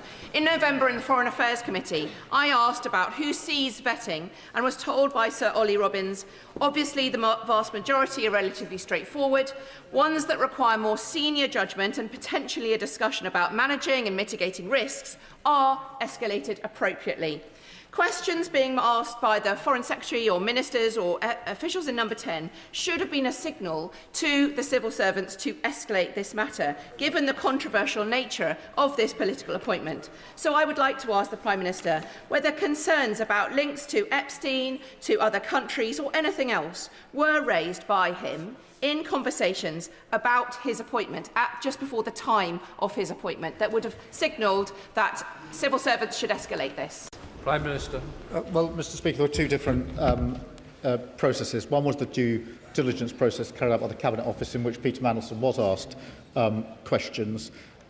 Separately, there was the developed vetting process, in which the recommendation of UK SV was not shared with me until Tuesday evening. Harriet Baldwin.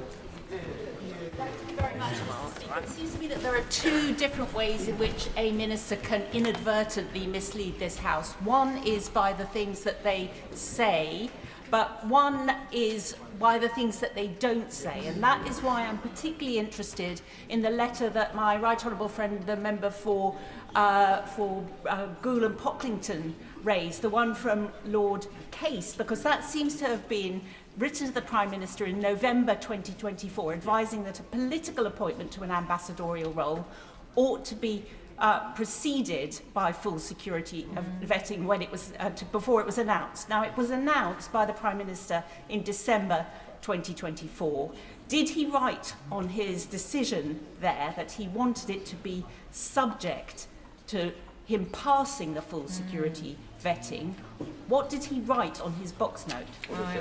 Prime Minister.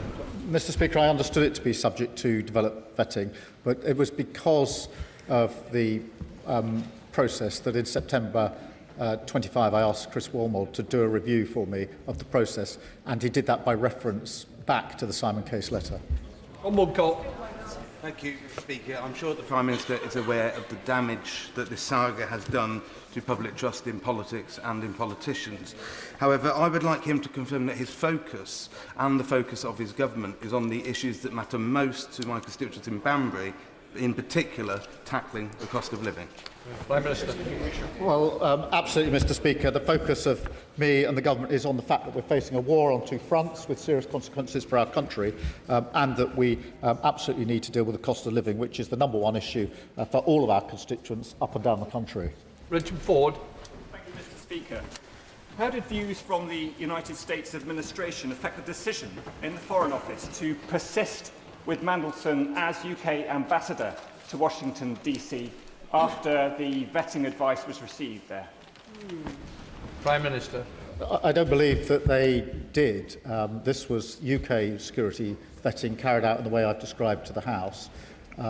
The issue is that the recommendation was not shared with me. That was a matter here in the United Kingdom. Periel Clark.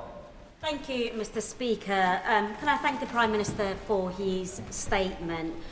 Could the Prime Minister provide the House with an update on the proposed legislation to remove peerage from disgraced peers like Peter Mandelson, who has fallen so far below what is expected of those serving in the House of Lords? Prime Minister. Yes, I've made a commitment in relation to that legislation, and work is progressing on it. Dame Caroline Downage.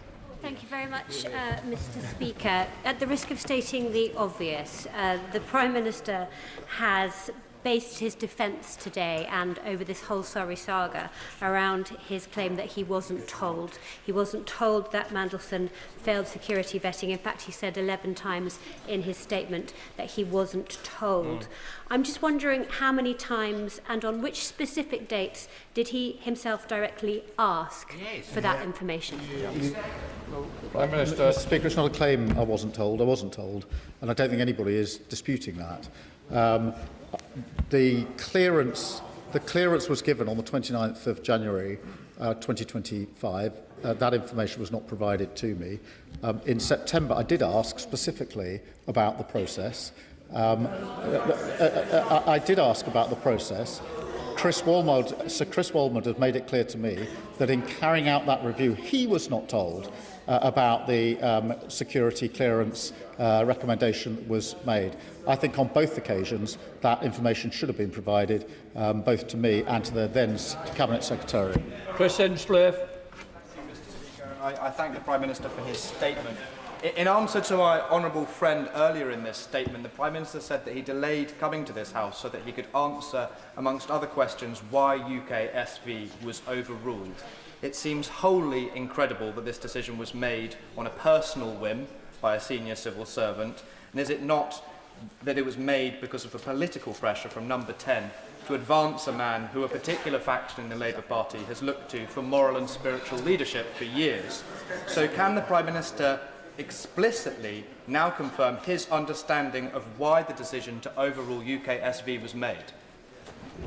Well, Prime Minister. Mr. Speaker, I don't accept that the view of anyone about Peter Mandelson provides an explanation for not providing me with the information that he had. The recommendation was not to grant him security clearance. We're talking about a very serious issue on a very sensitive case. I clearly should have been given that information, whatever the pressures that are always there in government every day. Robert Jeffrey. The Prime Minister's aides briefed that he's furious, angry Starmer. But why is it that he only ever seems to get angry when he's trying to save his own skin? Yes. Is he not angry about the 600 men who crossed the English Channel on small boats on Saturday? Is he not angry about the people who are queuing up for fuel at the forecourts and can't afford the Chancellor's taxes? Isn't the truth that his government is now so paralysed that its only agenda is cleaning up the mess left by the paedophile pal, Peter Mandelson? I think any minister of any government that hadn't been provided with this relevant information would rightly be frustrated and angry. Emily Darlington.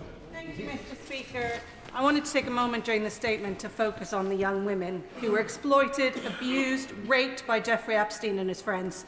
Years of being trafficked for rape, no one to turn to, and years of people not believing them. The idea that Mandelson would call Epstein's conviction wrongful is disgusting.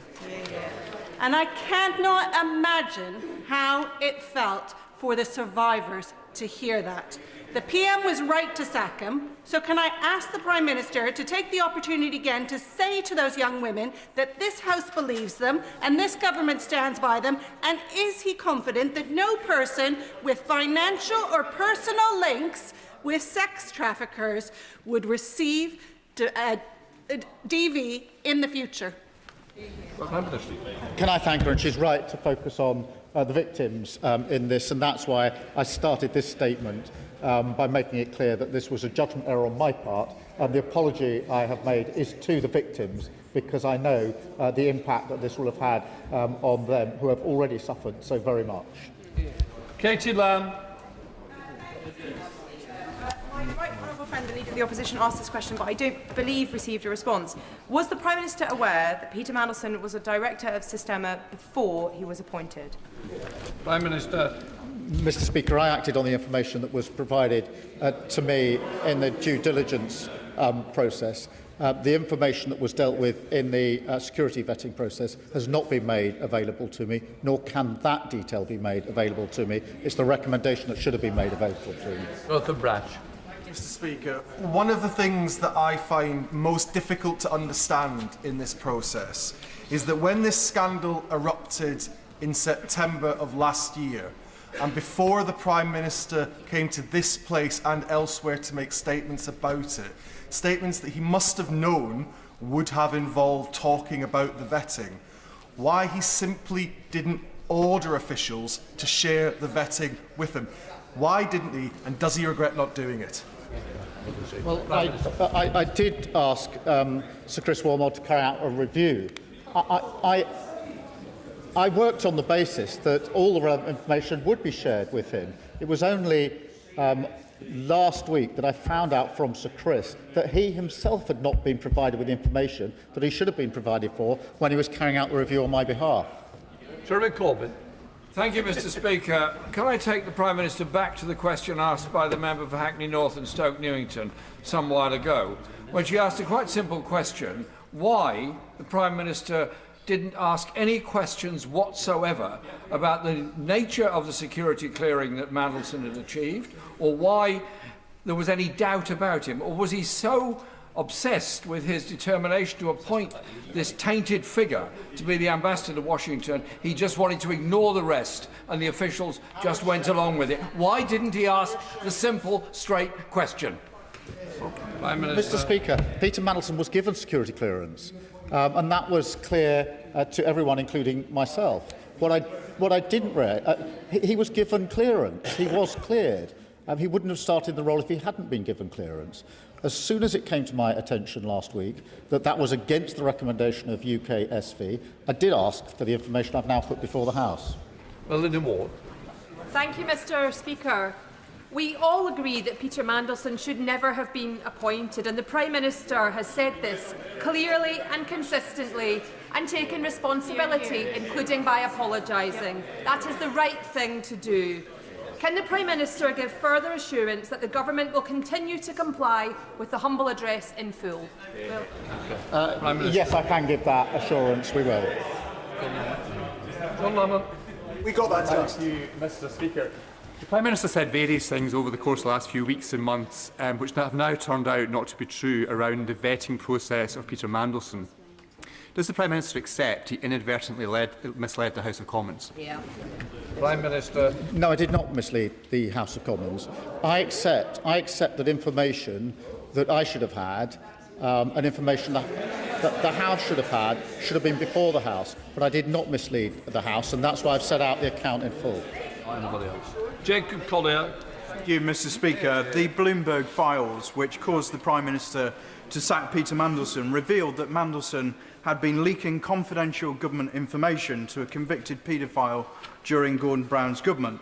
In his role as ambassador to Washington, there will have been access to highly sensitive and top-secret documents. So knowing that this was his previous behaviour, is there any investigation by the government or security services into potential leaks during Mandelson's tenure as ambassador? That's why I've asked for a review to be carried out in relation to the material that could have caused any issues in relation to national security. Luke Taylor. Thank you, Mr. Speaker.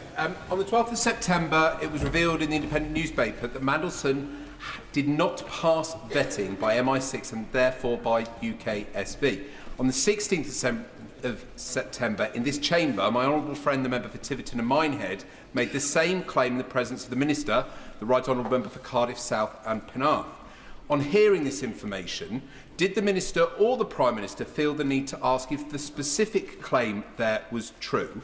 And in the response that was given, that DV clearance was granted by the FCDO, as a KC, how did he not see the clear difference between the question that was asked and the answer that was given?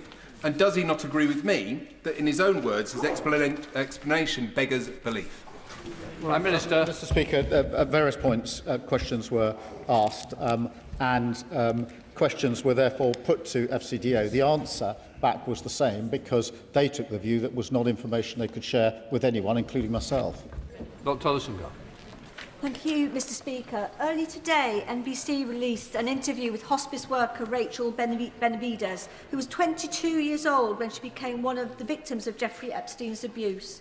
For 27 years, she has been waiting for the crimes committed against her to be recognised. And as she told NBC, and I quote, "Until we are heard, until survivors are heard and believed, then I don't think there's ever going to be justice."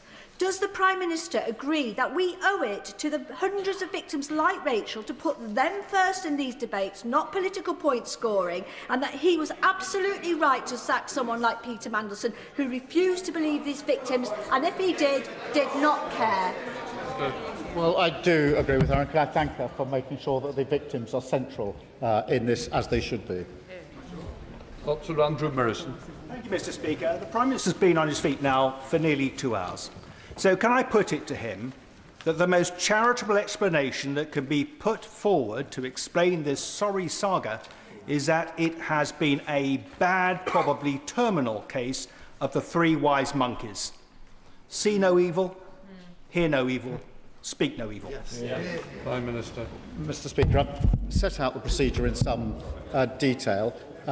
Information should have been provided to me. It was not provided to me. If it had been provided, I would not have allowed the appointment of Peter Mandelson to proceed in the way that it did.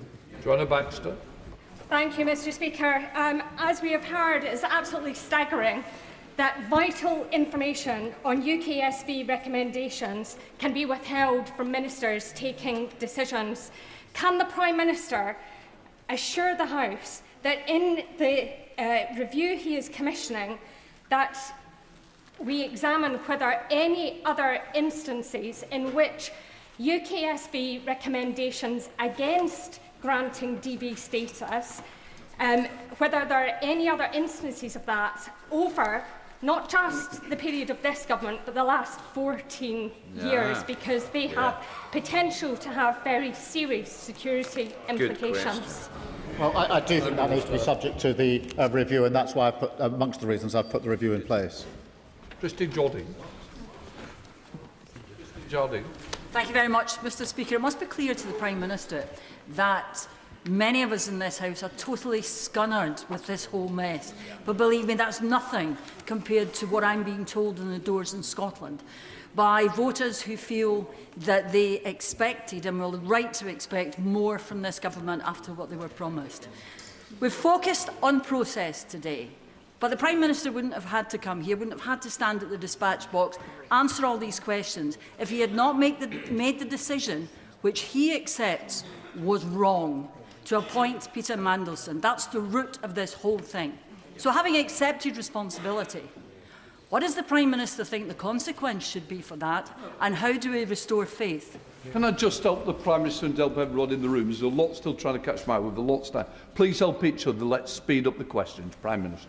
Well, Mr. Speaker, I've accepted the error judgment on my behalf, but I was not provided with information. Had I been provided with it, I wouldn't have made the appointment. Kim Johnson.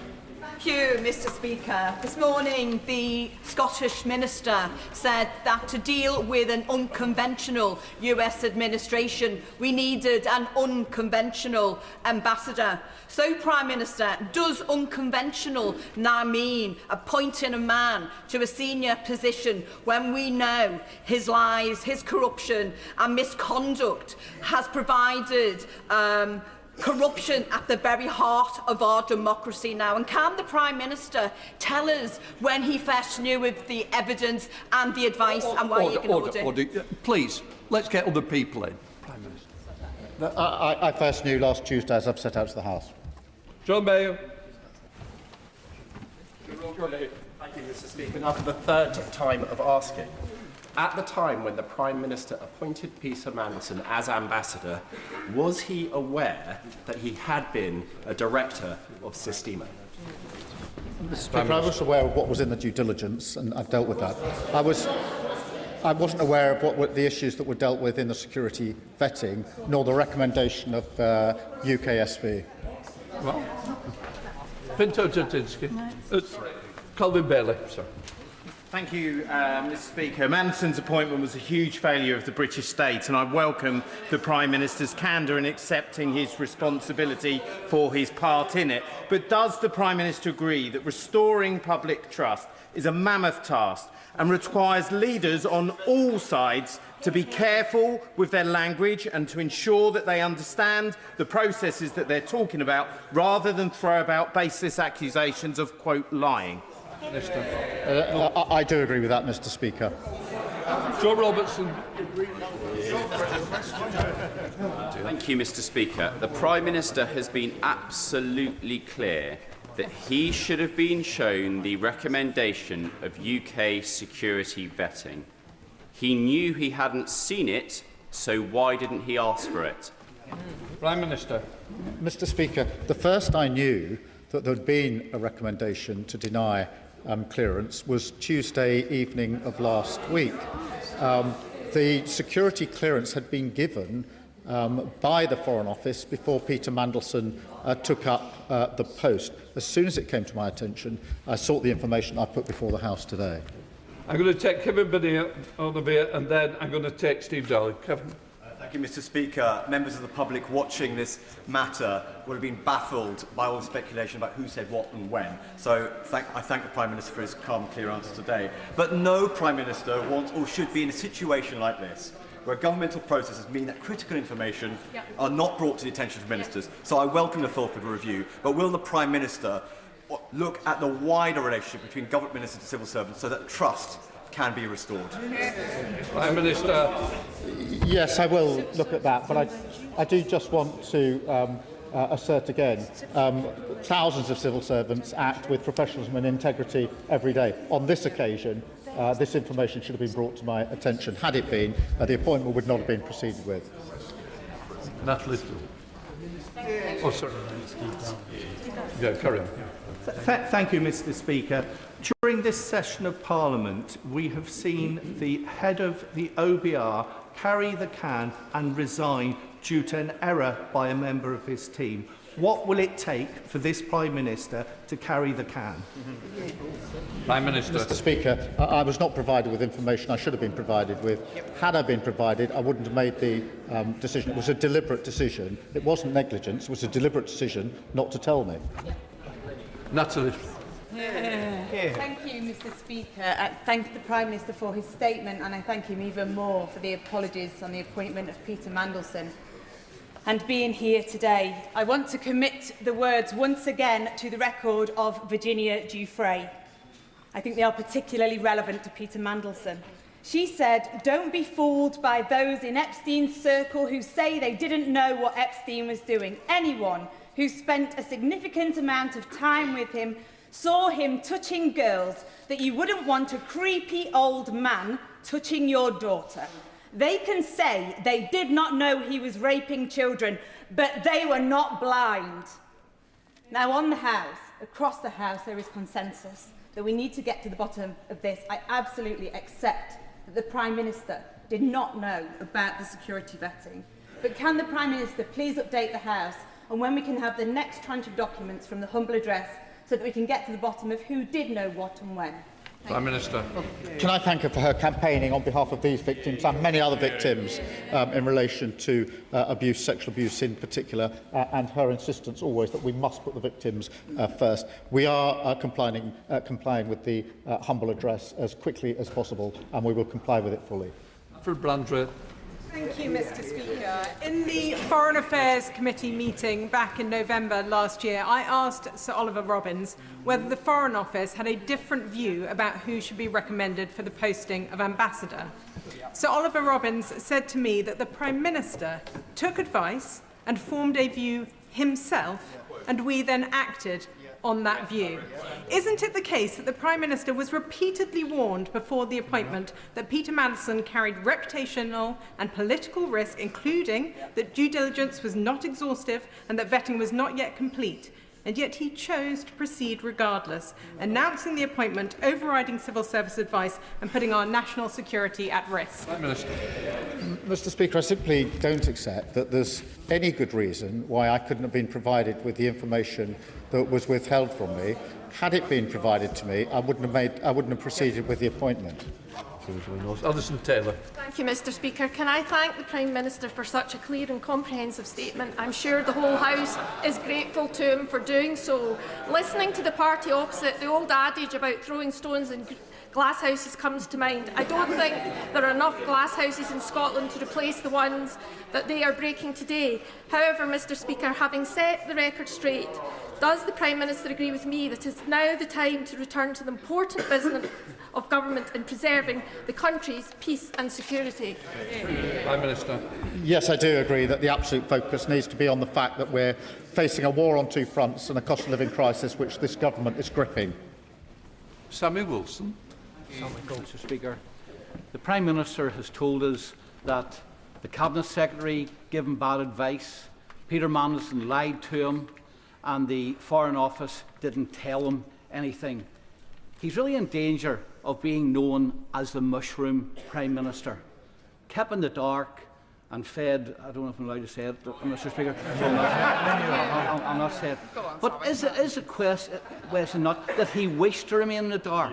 He knew in September there was a security vetting, and yet he never asked about it until April of this year. Surely that's an indication that he was quite happy to be kept in the dark because he'd made his mind up anyway. Prime Minister. No, Mr Speaker. What I did was ask for the process to be reviewed. And Sir Chris Warmall carried out that review. What transpired last week is that information was withheld from him in the review. So I asked for the review. I did ask the questions. He gave me his conclusions. What neither he knew nor I knew was that he too was not told the relevant material in the course of that review. Whereas, Mr Speaker, and I welcome the Prime Minister's statement, and I've sat here and I've listened today to one Conservative member after another preaching at us about standards of honesty and integrity. Can the Prime Minister remind us whether these are the same Conservatives who voted to change the rules on standards investigations in November 2021 just to get their colleague Owen Paterson off the hook? And can he remind us whether or not the Leader of the Opposition chose to abstain in that debate? It's not relevant, don't worry. Brendan O'Hara.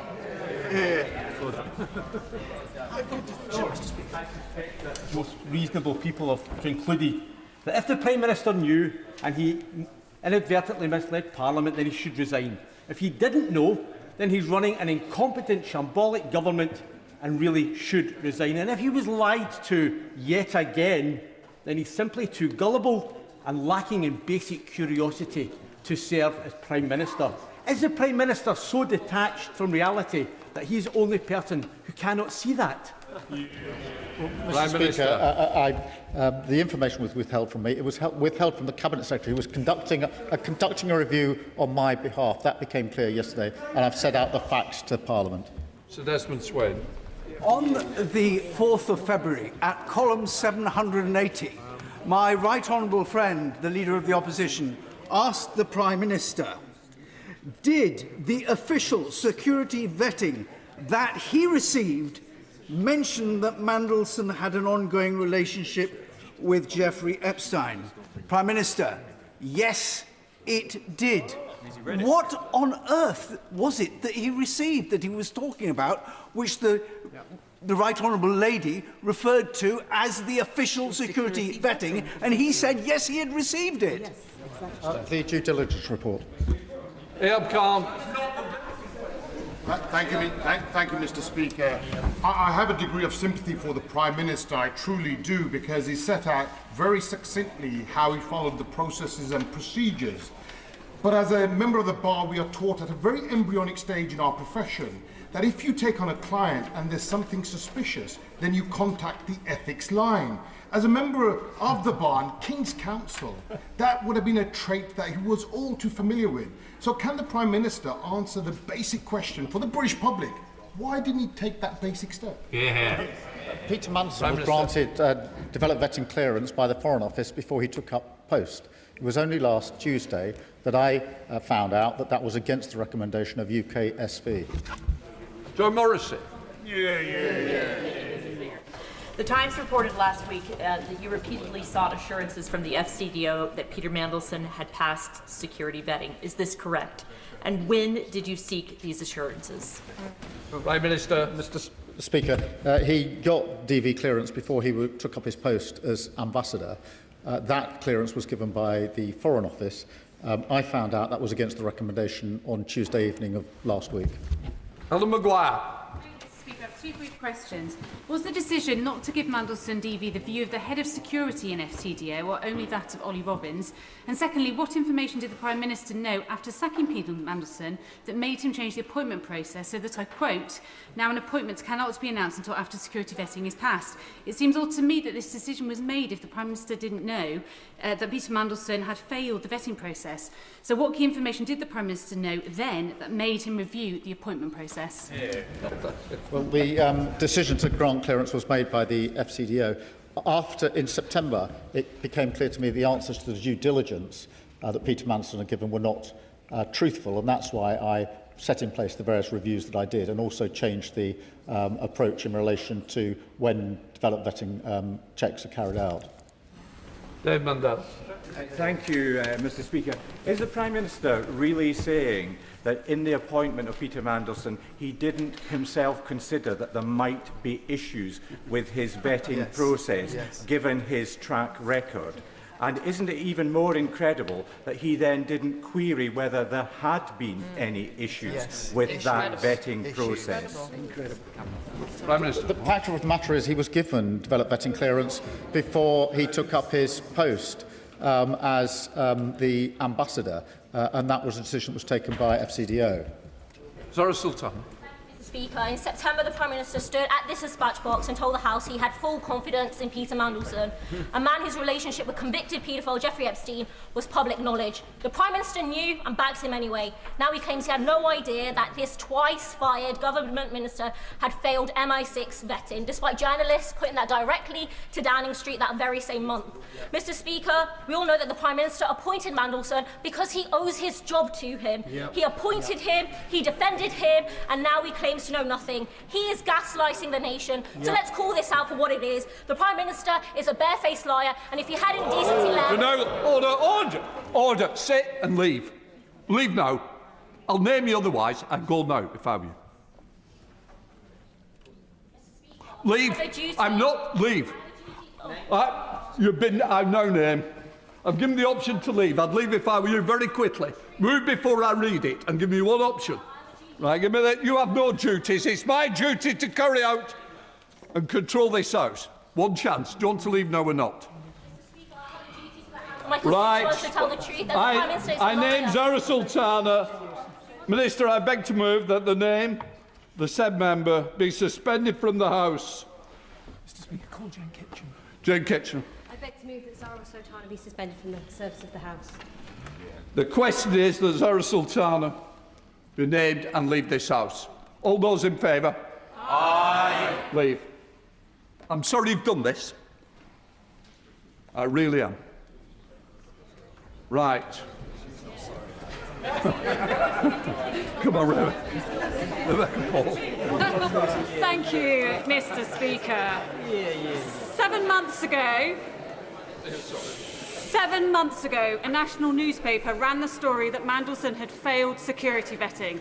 So how is it even possible that no one in number 10 knew until last week? Prime Minister. A number of inquiries were made. Questions were asked of FCDO, and the answer they gave was the same. They did not disclose to me or anyone in number 10 that UK SV had recommended against clearance. Dr. Al Pinkerton. Thank you, Mr. Speaker. When the Prime Minister asked his officials in January 2025, as he surely did, perhaps with an element of surprise in his voice, so Peter actually passed his security clearance, did he? What was the scenario that then unfolded?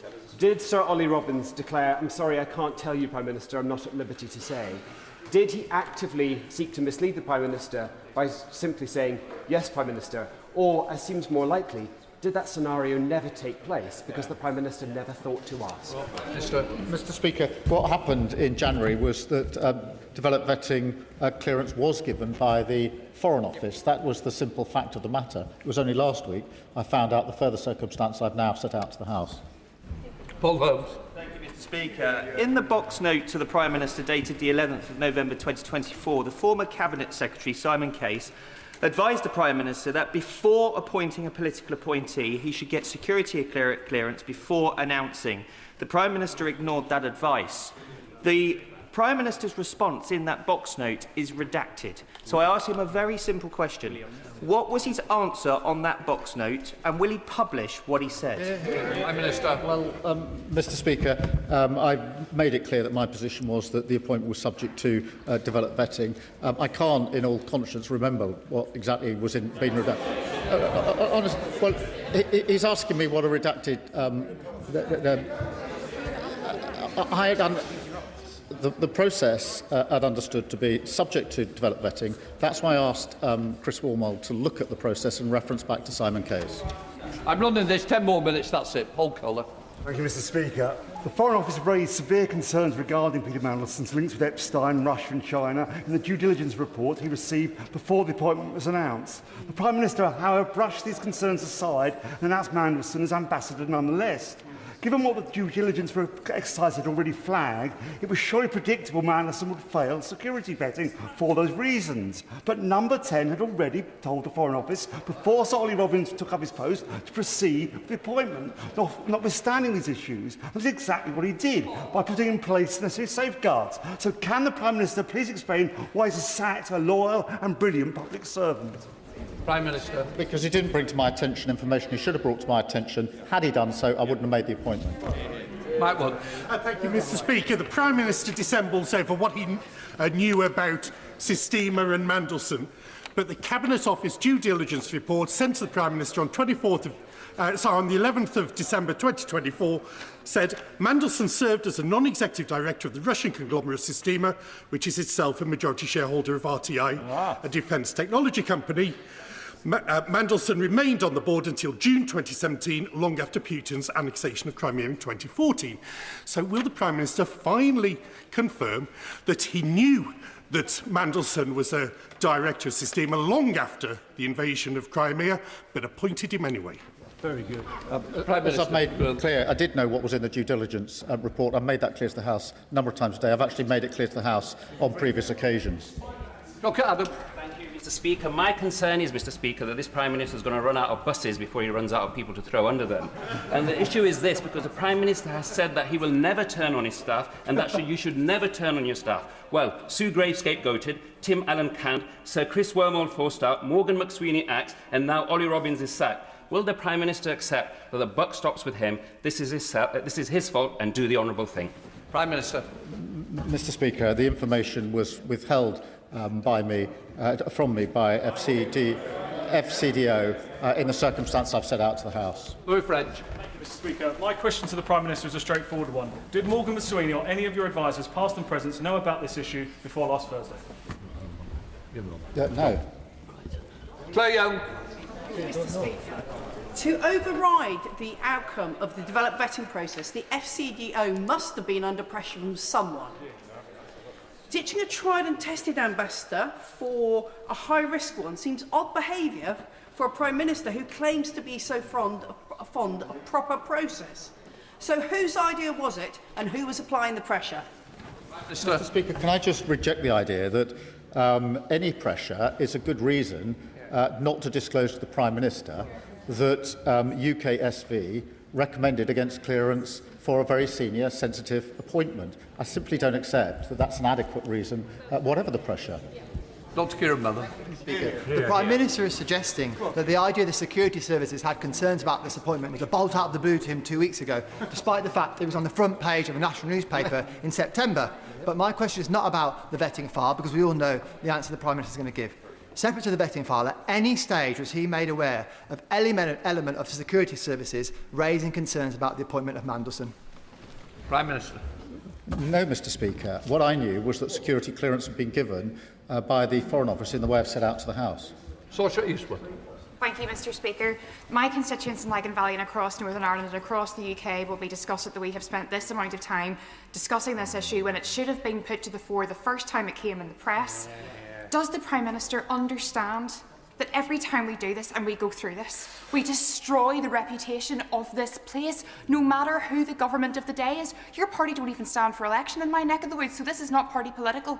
This is about protecting the reputation of this place. Do you understand? Prime Minister. That's why I wanted to give the House all the relevant information, which I've given at some length this afternoon. Lincoln Jock. Thank you. So we have now established that the Prime Minister did indeed know that Peter Mandelson had been a director of Sistema when he appointed him.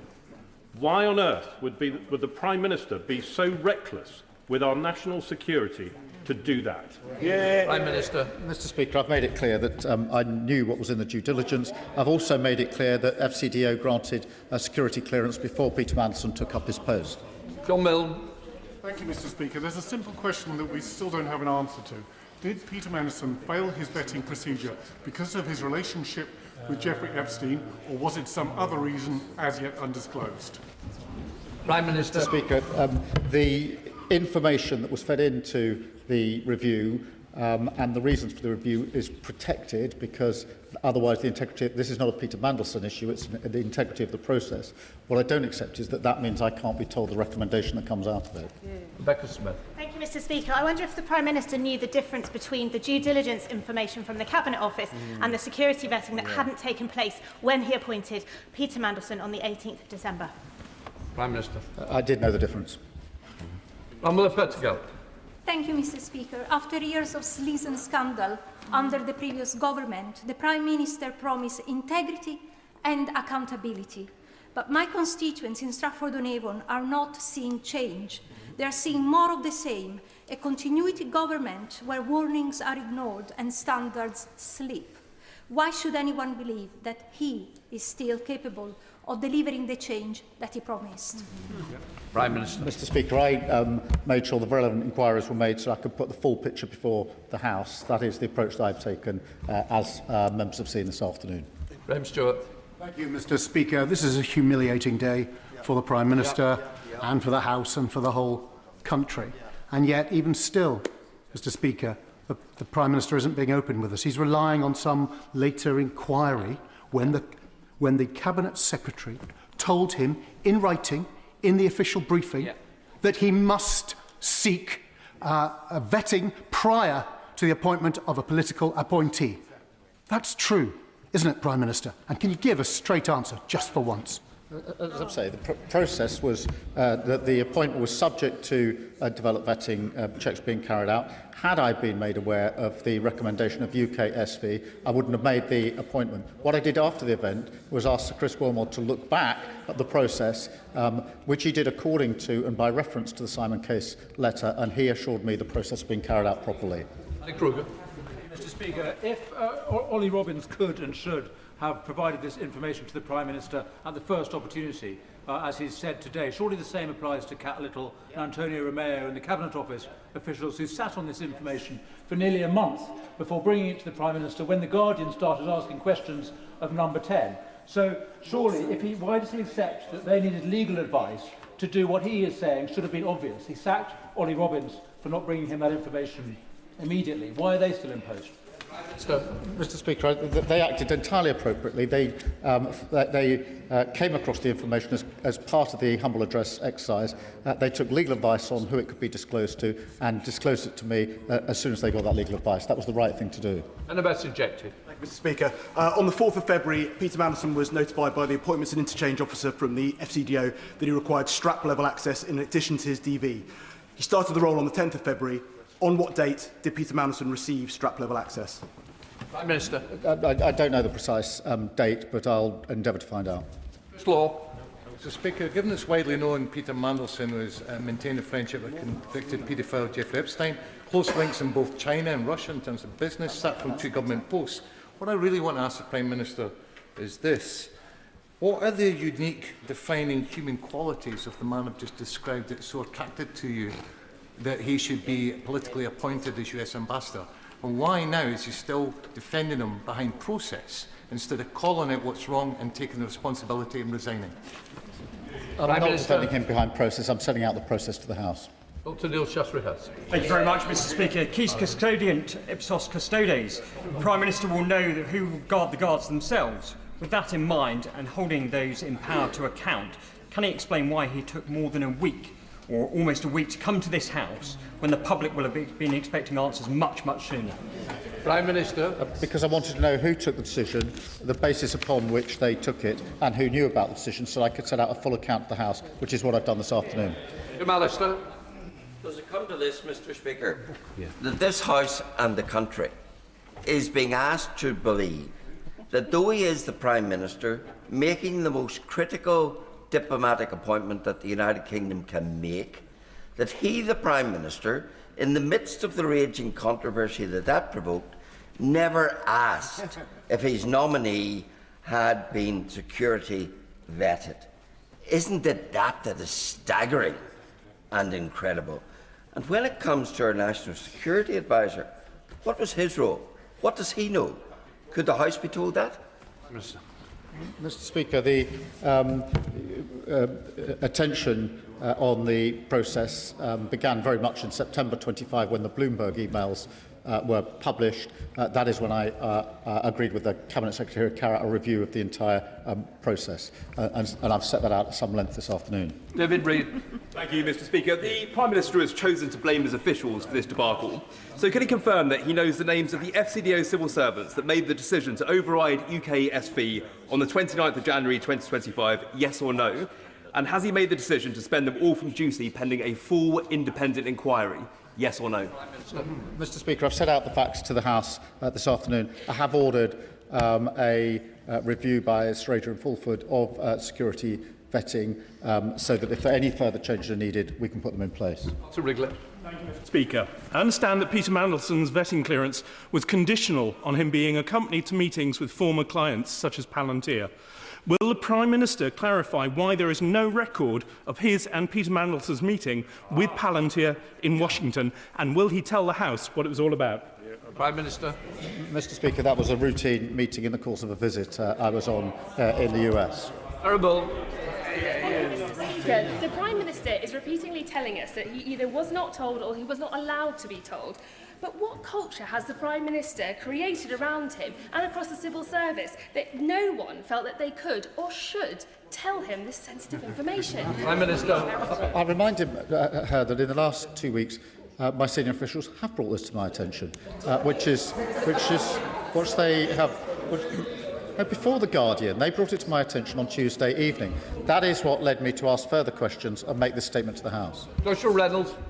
The Prime Minister once promised to end the chaos and to restore honesty and integrity to government. Does he think that appointing a man who called a convicted child sex offender his best pal and whose connections with Epstein were already well known is consistent with that promise? And if it isn't, will he step aside and let someone else end his chaos and restore honesty and integrity to government?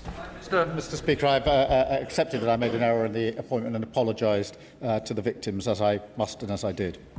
Gregory Stafford. Thank you, Mr. Speaker. On the 4th of February, my right honourable friend, the Leader of the Opposition, asked the Prime Minister whether the vetting process had disclosed information about Epstein. The Prime Minister answered, yes, it did. In his response to my honourable friend, the member for New Forest West, he said, I've got confused between vetting and disclosure. But then in the answer to my friend, the honourable member for South West Devon, he said he knew the difference. So if that's not misleading the House, what is? I was asked about the vetting process. The due diligence is part of the vetting process. Rather than, as it were, rest on a technicality, I gave the House the information that I had about what I knew from the due diligence. It was clear what the Leader of the Opposition was asking. It was about Epstein. I knew that was in the due process, due diligence, and that's why I told the House about it. Adam Dance. Thank you, Mr. Speaker. The Prime Minister promised that, unlike the Tories, his government would govern well and restore public trust.